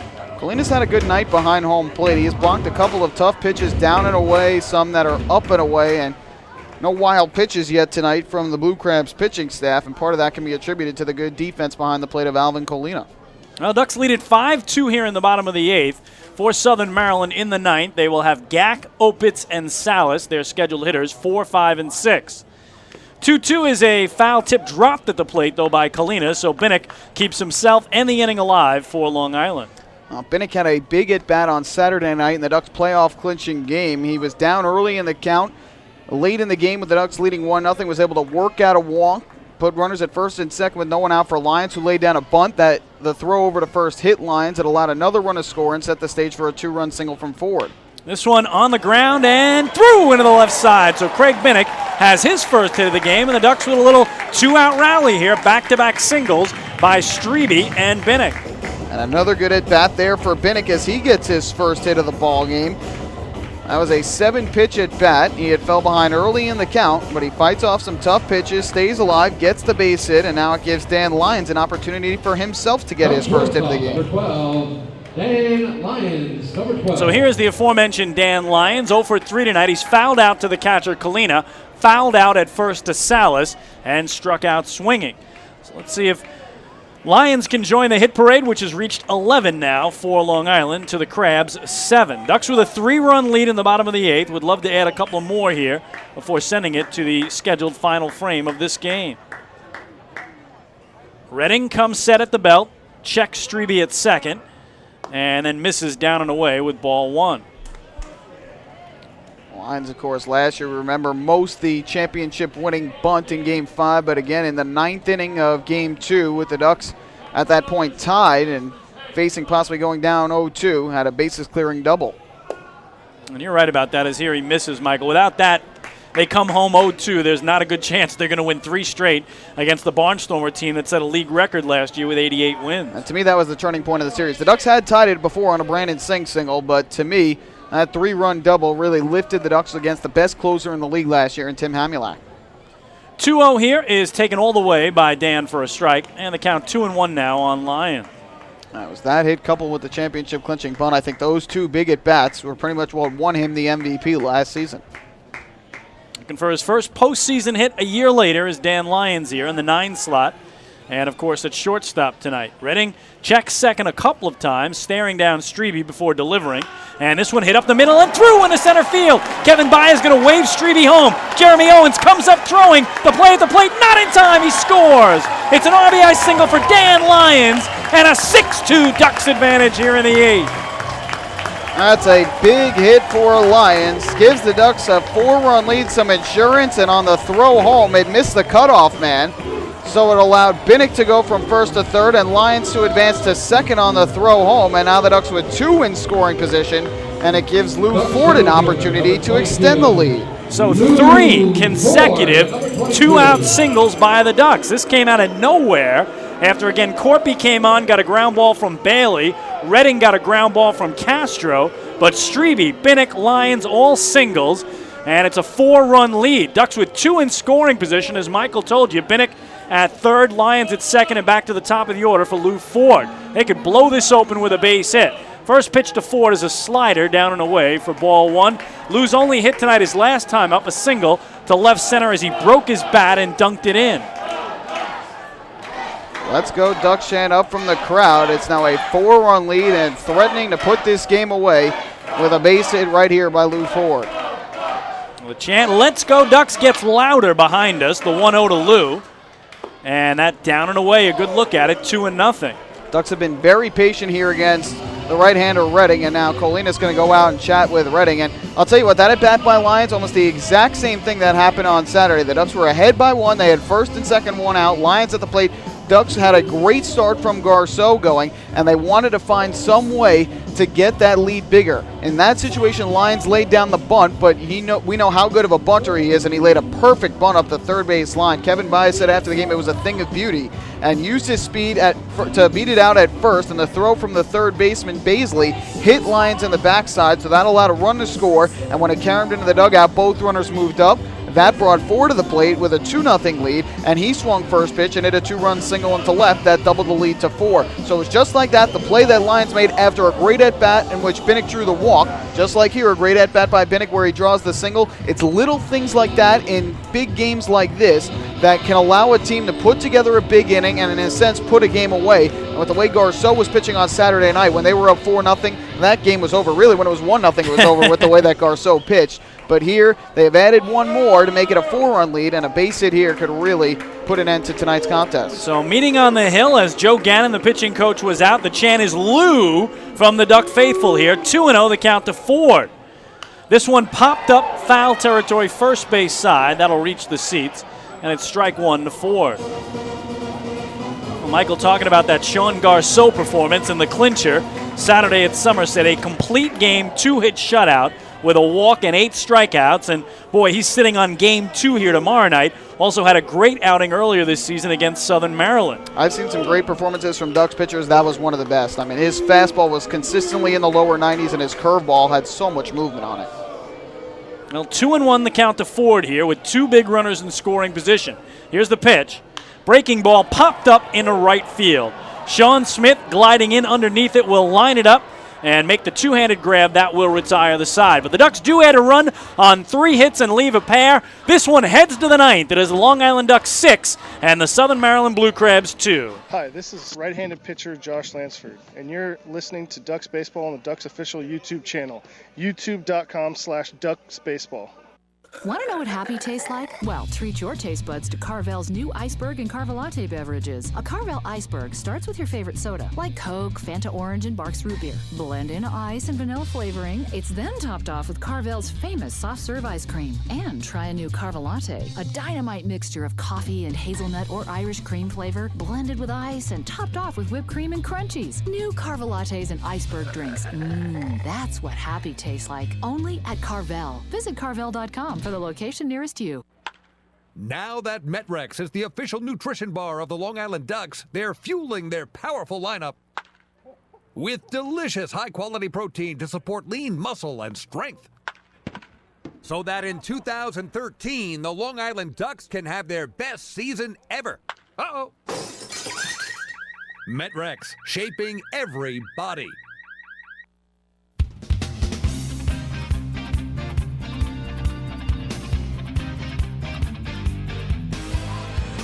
On to inning number 9 here at Bethpage Ballpark. It's Game 1 of the Liberty Division Championship Series. The Ducks have a 6-2 lead over the Blue Crabs, and Kevin Bias is going to try and get the complete game win from John Brownell tonight. He has gone 8 innings so far tonight. He's allowed just 7 hits, 2 runs, both of them earned on the 2 solo homers. 1 in the 4th by Nick Schwanner, 1 in the 5th by Jeremy Owens. Brownell has not walked the batter tonight, and he has struck out a playoff record for the Ducks, 11 tonight. He's thrown 119 pitches to this point, 79 strikes, just 40 balls. He has been terrific once again tonight in Game 1, and he'll face Gack, Opitz, and Salas 4, 5, and 6 as he tries to close out a Game 1 win. And you think that extra run made a difference, Michael? It went from a save to a non-save situation. What do you think? Usually you're going to tell your starter when he's done, though. I think it made a little bit of a difference, and I think Kevin Bias has trusted Brownell so much this year, and he's let him go so far that at this point in the season, being that it's the playoffs, he's going to let it all hang out, and he wants to give Brownell the opportunity to finish what he started. You are up by 4 runs, so that lead should be safe if you do go to your bullpen, but you do have a righty leading off here in Gack, and who Brownell has struck out 4 times, and I think that might be part of why he is staying in. Well, you might be ahead of yourself. He struck him out 3 times. He's looking for number 4. You might be right. He might be going after that golden sombrero as he drops in strike 1 on Ian Gack. Again, top of the 9th. Ducks lead is 6-2 here in Game 1. The 0-1. And that one popped up in a shallow left center field. The shortstop, Dan Lyons, backpedaling, calling off everybody. Two-handed squeeze for the first out of the visitors' 9th.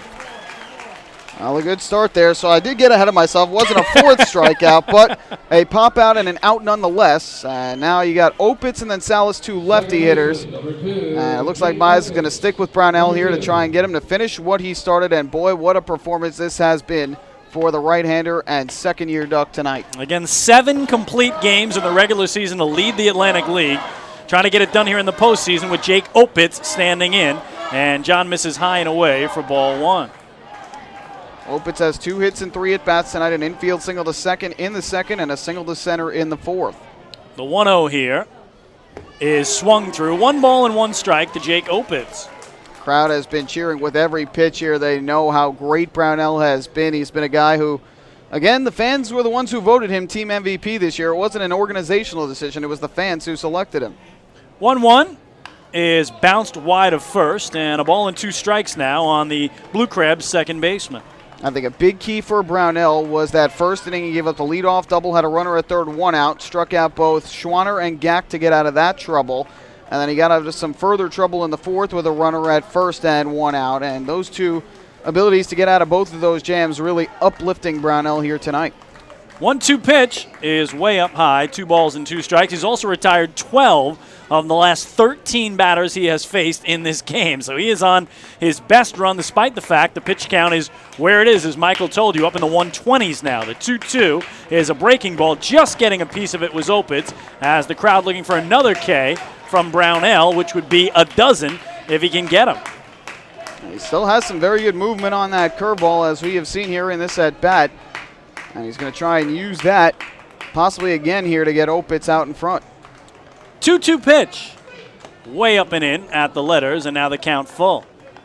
Ducks lead is 4 here in the 9th inning as they look to take Game 1 of this best-of-5 series. Somerset won Game 1 last night of the Freedom Division Series down in Texas.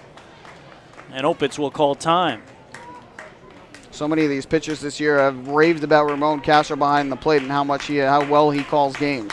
Payoff pitch is bounced, and that'll be in the dirt. First walk of the night for John Brownell comes in inning number 9.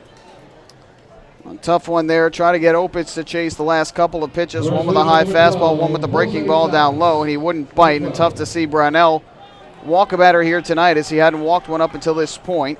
But the Blue Crabs do get a runner on with 1 out, and now Jose Salas will get a chance. Well, Kevin Baez is going to give him some rope here to try to get through this. Opitz aboard for the 3rd time tonight. And here is Salas, who is 0 for 3 with a strikeout, a pop-out, and he's grounded into a double play. That's what Brownell would love to get here and end this game. First pitch to him is in the air on a line drive to the second baseman Barfield, who is going to try to pretend to turn it into a double play, but it'll be a single out, and the Ducks and Brownell are an out away from a Game 1 win. A good try there by Brownell, but unable to sell it enough, and Brownell gets a big second out on just 1 pitch, and now Long Island just 1 out away here tonight.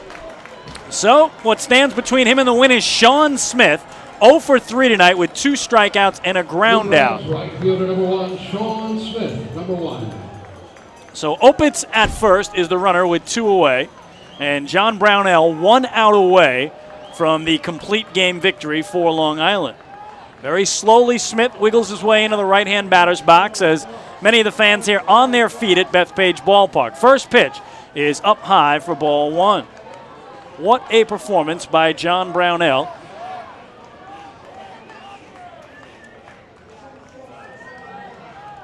As he falls behind 1-0 and now gets a foul ball up into the club seats behind home plate, 1 ball and 1 strike. No major league experience for John Brownell.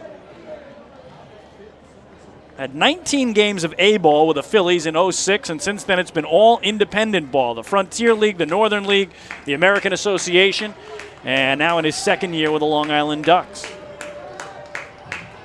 Be a 1-1 pitch to Smith. And that just outside for ball 2. Well, Smith knows if he can get aboard, the tying run would be in the on-deck circle for Southern Maryland. It's 6-2 Ducks. In the top of the 9th, they are an out away from a Game 1 win. 2-1 the count to Smith. Brownell set his pitch, swing and a miss, and now he's a strike away. So they will get loud here at the Duck Pond.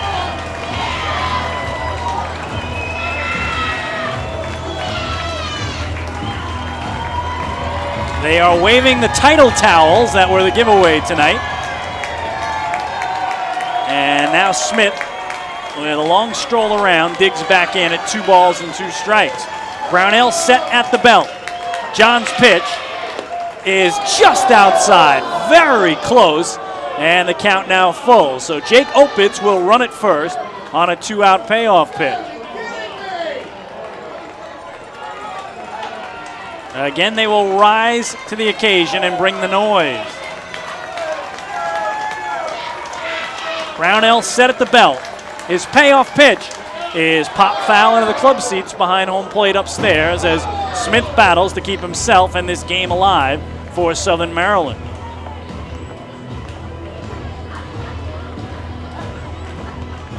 That last out, that last strike, always the hardest one to get. And right now Smith is battling John Brownell tooth and nail. They wave the towels. The 3-2 pitch is a called third strike.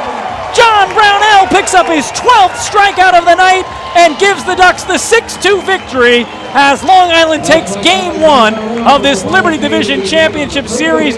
John Brownell with a complete game win here tonight. Well, they are out to form the victory handshake line and mob the right-hander. What a performance by Brownell, who ends it with a strikeout looking of Sean Smith. And the Ducks strike first in this best-of-5 Liberty Division Championship Series, largely due to the incredible pitching of John Brownell and Ryan Strebe at the plate with a 4-for-4 game, 3 singles, a double, a run scored, and 2 knocked in. So the Ducks will go through the handshakes. Long Island has taken Game 1 by the final score of 6-2. We'll be back to talk about it on the post-game show. Hi, this is reliever Leo Rosales, and you're listening to Ducks Baseball on the Ducks official YouTube channel, youtube.com/DucksBaseball.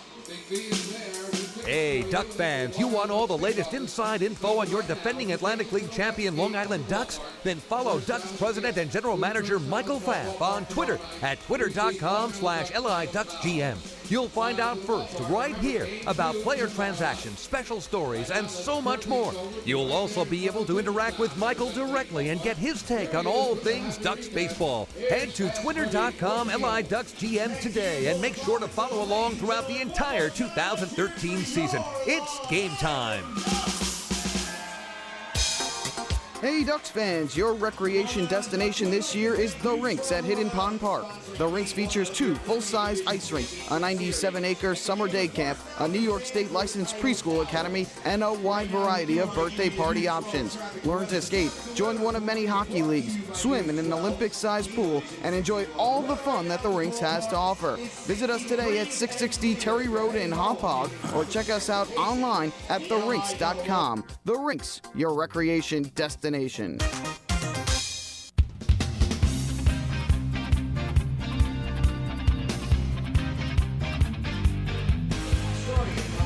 Chris King and Michael Pollack back at Bethpage Ballpark in Central Islip, New York, where tonight in Game 1 of the best-of-5 Liberty Division Championship Series, Long Island Ducks defeated the Southern Maryland Blue Crabs by the final score of 6-2, and what a performance for John Brownell. We talked about the fact that he led the league in complete games in the regular season with 7.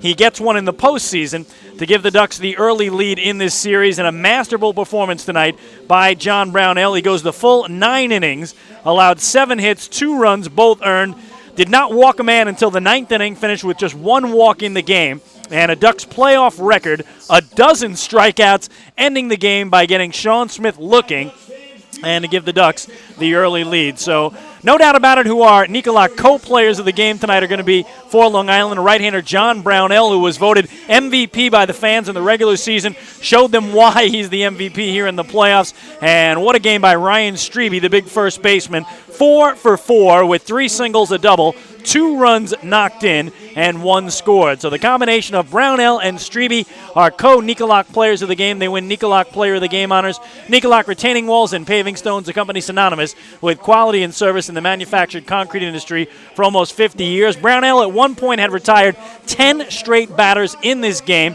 in the mid to late innings and just did a terrific job all night long. Some other Ducks had big games offensively as well, as Bryant Nelson had a pair of hits, including a home run, drove in 1 and scored a pair. For the Ducks, Adam Bailey had a 2-hit game with a single and a homer. And, of course, Strebe leading the way pace-wise with 4 hits in the contest, 3 singles, and a double to pace the Ducks to this Game 1 victory. So a good start for Long Island as they look to defend their Atlantic League title of a season ago. They win it tonight. 6-2 is the final score. We'll take a break, and when we come back, full recap of how it went down tonight. We'll run you through all the scoring plays in this one. We will update you on the out-of-town scoreboard, preview tomorrow tomorrow night's Game 2 matchup, and we'll wrap this one up. Again, the final tonight in Game 1 of the Best of 5 Liberty Division Championship Series here on the island. It was the Long Island Ducks 6 and the Southern Maryland Blue Crabs 2. Hi, this is Bud Harrelson, and you're listening to Ducks Baseball on the Ducks official YouTube channel, youtube.com/DucksBaseball.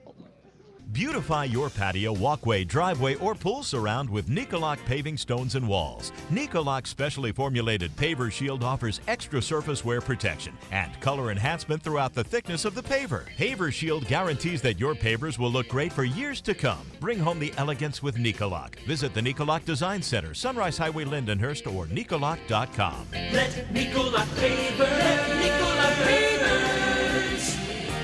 pave your way. Hey, Ducks fans, the official hotel of the Long Island Ducks is the Clarion Hotel and Conference Center in Ronkonkoma. Uncover the perfect balance of memorable, award-winning service and the most central location Long Island has to offer.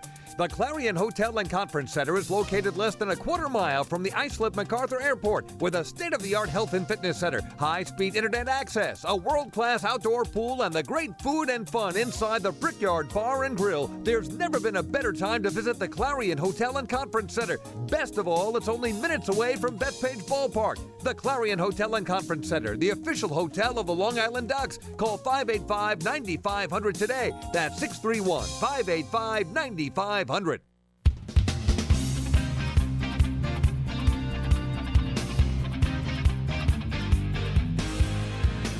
Chris King and Michael Pollock back one final time to Bethpage Ballpark, where tonight in Game 1 of the Liberty Division Championship Series, the Long Island Ducks defeated the Southern Maryland Blue Crabs by the final score of 6-2. Time now for the recap of tonight's contest. A pair of right-handers going head-to-head in this one. John Brownell, the MVP of the Ducks in the regular season for Long Island, against Gabby Hernandez for Southern Maryland. Well, both pitchers would throw up zeros in the opening inning, and the Blue Crabs would be held off the board by Brownell in the top of the second. So it went scoreless to the bottom of the second, and the Ducks got it going with a Bill Hall double down the left field line. Adam Bailey would break his bat, grounding out to second, but that moved the Bill Hall to third. Ramon Castro would ground out to second for the second out, but Ryan Strebe, in his first postseason at bat, would come through with a double to center field as Jeremy Owens lost sight of the ball, couldn't find him. By the time he did, it was off the warning track, off the wall, scoring Bill Hall and giving Long Island the 1-0 lead after 2 innings of play. It would stay that way till the 4th inning when Nick Schwanner would lead off with a solo homer to right. That tied the game at 1. The Ducks, however, would get that run back plus one more in the bottom of the frame as Bryant Nelson started it out with a single through the right side. Bill Hall would walk, and Adam Bailey singled to center to load the bases with nobody out. Ramon Castro would hit a fly ball to left deep enough to bring home Bryant Nelson, so Castro with a sac fly, and the Ducks were back on top. 2-1. Ryan Strebe would follow with a single to right center that scored Bill Hall, and it was 3-1 Long Island before Binnick and Lyons would be retired to end the inning, but 4 innings complete, and Long Island had themselves the 3-1 lead. Blue Crabs would get another run on a one-out homer to center field, or check that to left center, by Jeremy Owens, a solo shot in the 5th to make it a 3-2 game. But again, in the bottom of that frame, the Ducks would get it back on a 2-out homer to right by Bryant Nelson, his first of the postseason, and Long Island had a 4-2 lead after 5 innings of play. Now, this is where Brownell would really begin to lock in. In fact, following that Jeremy Owens 1-out homer in the 5th, he would end up retiring the next 10 straight batters in the contest. The Ducks would get another run in the bottom of the 6th on a solo homer to right that cleared both walls by Adam Bailey, his first of the postseason, and Long Island had a 5-2 lead after 6 innings of play. That would be it for Southern Maryland starter Gabby Hernandez as he departed. 6 innings, 8 hits, 5 runs all earned, 1 walk, 5 strikeouts, and the 2 home runs surrendered by Bryant Nelson and Adam Bailey. Meanwhile, it would be the John Brownell show as he would continue to do his thing, retiring the side in order in the 6th, in order in the 7th, and the Ducks would tack on a run in the bottom of the 8th after Brownell held the Crabs off the board in their half of the inning. Long Island would actually have Back-to-back players retired on ground balls as Wayne Corby came in to get Bailey to ground out. Tim Redding came in and got Castro to ground out. So 2 outs, nobody on, but Ryan Strebe would pick up his 4th hit of the night, a single to center. Craig Binnick would pick up his 1st hit of the night, a single through the left side, moving Strebe to second. So the Ducks had 1st and 2nd with 2 away for Dan Lyons, who promptly laced a single up the middle, his 1st hit of the night, driving home Strebe, and that would make it 6-2 Long Island before Lou Ford flew out to right field to end the 8th. So the only question that remained, could Brownell get the complete game as he took the hill to start the 9th with Long Island leading it 6-2. He would get Ian Gack to pop out to short for the first out. He would lose Jake Opitz on a 3-2 pitch for his first walk of the night, but he got Jose Salas to line out to second base, and then he struck out Sean Smith looking for his 12th and final strikeout of the game, and the Ducks had themselves the 6-2 victory. Final numbers tonight for Long Island: 6 runs, 12 hits, no errors. They leave 7. For the Blue Crabs, 2 runs, 7 hits, no errors. They strand 5. The winner is John Brownell, 1-0 in the postseason. The loser is Gabby Hernandez, 0-1 in the playoffs. The game played in 2 hours and 44 minutes before a crowd of 3,106. Going to welcome back my partner, Michael Pollack, who's doing all kinds of things, and maybe can give us a little feel for what it was like in the Ducks clubhouse tonight, Michael. Well, I haven't actually gotten a chance to go down to the clubhouse, but I went down to the field after, and everybody was obviously in a good mood, and John Brownell, I told John when I was down there, 12 strikeouts. That's a franchise playoff record. He goes, wow, I didn't realize it was that many. Ryan Strebe said the same thing. I didn't realize he had that many, but he said it perfectly. There were only 2 or 3 hard-hit balls tonight, the 2 home runs and the single to center by Jake Opitz. Everything else wasn't really hard-hit at all. Maybe the Donnie Webb double in the first as well, but overall, it was a terrific performance by Brownell, a vintage Game 1 performance, what you would expect from an ace, and he was on target all night long. He mixed up his fastball and his curveball well. When he fell behind in counts and got into little jams, he found ways to get out of it. He was just stellar so far tonight, and that's exactly, or stellar tonight overall, and that's what you'd expect from Brownell, and the Ducks can only hope that Sean Garceau will do the same thing tomorrow night. Well, before we get to tomorrow night, we'll run you through the out-of-town scoreboard. It is Game 2 tonight down at Constellation Field in Sugar Land, Texas. Somerset won Game 1 last night, 6-5. They are leading 1-0 in the top of the 6th of Game 2. So, Michael, if the Patriots win that game, the best team in the league all season long, Sugar Land, with 95 wins, would be facing elimination in the first game in Bridgewater, New Jersey. They have to go into TD Bank Ballpark and win all 3 games to advance to the championship round. It's definitely possible. We saw Southern Maryland almost do it here last year, but it's definitely a tough feat, especially against a team that won 90-plus games this year. But as we said earlier in the broadcast, it is completely unpredictable what can happen in the playoffs. And for Sugar Land, who has been so dominant at home all year long, Constellation Field, they went 10-0 against the Ducks this year at Constellation Field. And to see them lose 2 games on their home turf before going to Somerset, they have to take the long plane flight. Fortunately, they do have a travel day tomorrow. But a team that has been so dominant this year, again, in a short series, anything can happen. And if Somerset goes and wins 2 games there in Sugar Land, it's going to be a big, big lifter for the Patriots. Well, Major League Baseball tonight, Yankees north of the border in Toronto. Right now they lead the Blue Jays 4-3 in the bottom of the 8th inning. Mets at home entertaining the San Francisco Giants. And it's the Giants leading the Mets 4-1 in the bottom of the 8th of that one. Michael touched on Game 2 here tomorrow night. Ducks should feel very confident with righty Sean Garceau on the hill. He had the big win Saturday in Somerset that clinched the playoff spot with a complete game, 2-hit shutout, 1 walk, 8 strikeouts, and in his only appearance against Southern Maryland, he tossed 7 innings of 8-hit, 1-run ball to beat them. So Ducks very confident with Garceau on the hill. He was 2-1 in the regular season, 1.17 was his ERA. He'll be opposed by fellow righty Ian Marshall for the Blue Crabs, 12-8 with a 3.99 ERA. Marshall 2-1 against the Ducks in the regular season, ERA of 4.36. Yeah, Marshall had some mixed results against the Ducks, 2-1, 4.36 ERA, but like the Blue Crabs tonight, they had seen 5 starts against John Brownell this year. Ducks have had 5 games which Marshall has started against them. So there is some familiarity there. Whether or not that helps the Ducks out is to be determined. But the Ducks have to be feeling confident with the great performance by Brownell. They have to be confident in how Garceau has pitched so far. And if Garceau can be close to what he was on Saturday in Bridgewater, New Jersey against the Patriots, the Ducks will be more than happy with that. If the Ducks can do what they did tonight, get a couple runs, get their starter an early lead, and get a couple big base hits in timely situations, and if Garceau can pitch the way he did his last time out, the Ducks could be looking like they are up 2-0 going to Southern Maryland, and that would be a huge, huge start to this playoff. And again, for the fans, you have to realize how good John Brownell was tonight. This is the 9th year of playoff baseball for the Ducks. This is one of the all-time great playoff performances. There have been some great ones, especially in the 2000 2004 championship year, but John Brownell, franchise record 12 strikeouts, complete game. That hasn't happened too often in postseason history for Long Island. This was one of the great pitching performances when the Ducks really needed it to take that early lead and, again, set themselves up very nicely for tomorrow night to back it up with Sean Garceau. And Brownell has just been a big game pitcher since he's come to Long Island. Ducks fans saw it last year with 2 good starts in Game 4s of the playoffs. One in the Liberty Division Championship Series, one in the Atlantic League Championship Series when the Ducks were facing elimination against the Barnstormers. And coming up here tonight, he said before tonight's game, he said it yesterday, that it was an honor to get the ball in Game 1. It's what he lives for, is to be in those pressure situations and have an opportunity to give the Ducks the early advantage in the series, and he turned in a terrific performance tonight. There's not much more you could say about that. It was just vintage Brownell tonight. Well, tomorrow night, David Weiss will be in my seat. You'll get to call the game with him, and I know you guys will have a blast. Of course. It's always fun with David Weiss here in the broadcast booth. He is extremely excited for playoff baseball, as am I. I'm always excited. You go through a 140-game season just for this opportunity to be here and watch some playoff baseball. It was a terrific performance tonight by the Ducks, and they can only hope they get another good performance tomorrow night before they board the bus and head down to Waldorf, Maryland. Well, that will do it from here tonight. Once again, the final score from Bethpage Ballpark in Central Islip, New York, in Game 1 of this best-of-5 Liberty Division Championship Series. It was the Long Island Ducks 6 and the Southern Maryland Blue Crabs 2. We do invite you to join us for our next Long Island Ducks broadcast. That'll be tomorrow night when the Ducks host the Crabs in Game 2 of this series. The pregame show starts at 6:20 p.m. We'll throw the first pitch at 6:35, and of course you'll hear it all right here on Long Island's home for Ducks baseball in the playoffs as well as the regular season. LIDucks.com and of course YouTube.com/DucksBaseball. For my partner Michael Pollack, I'm Chris King saying thanks so much for listening. We'll do it all over again tomorrow night. Enjoy the rest of your Wednesday evening, everybody, and good night from the Duck Pond.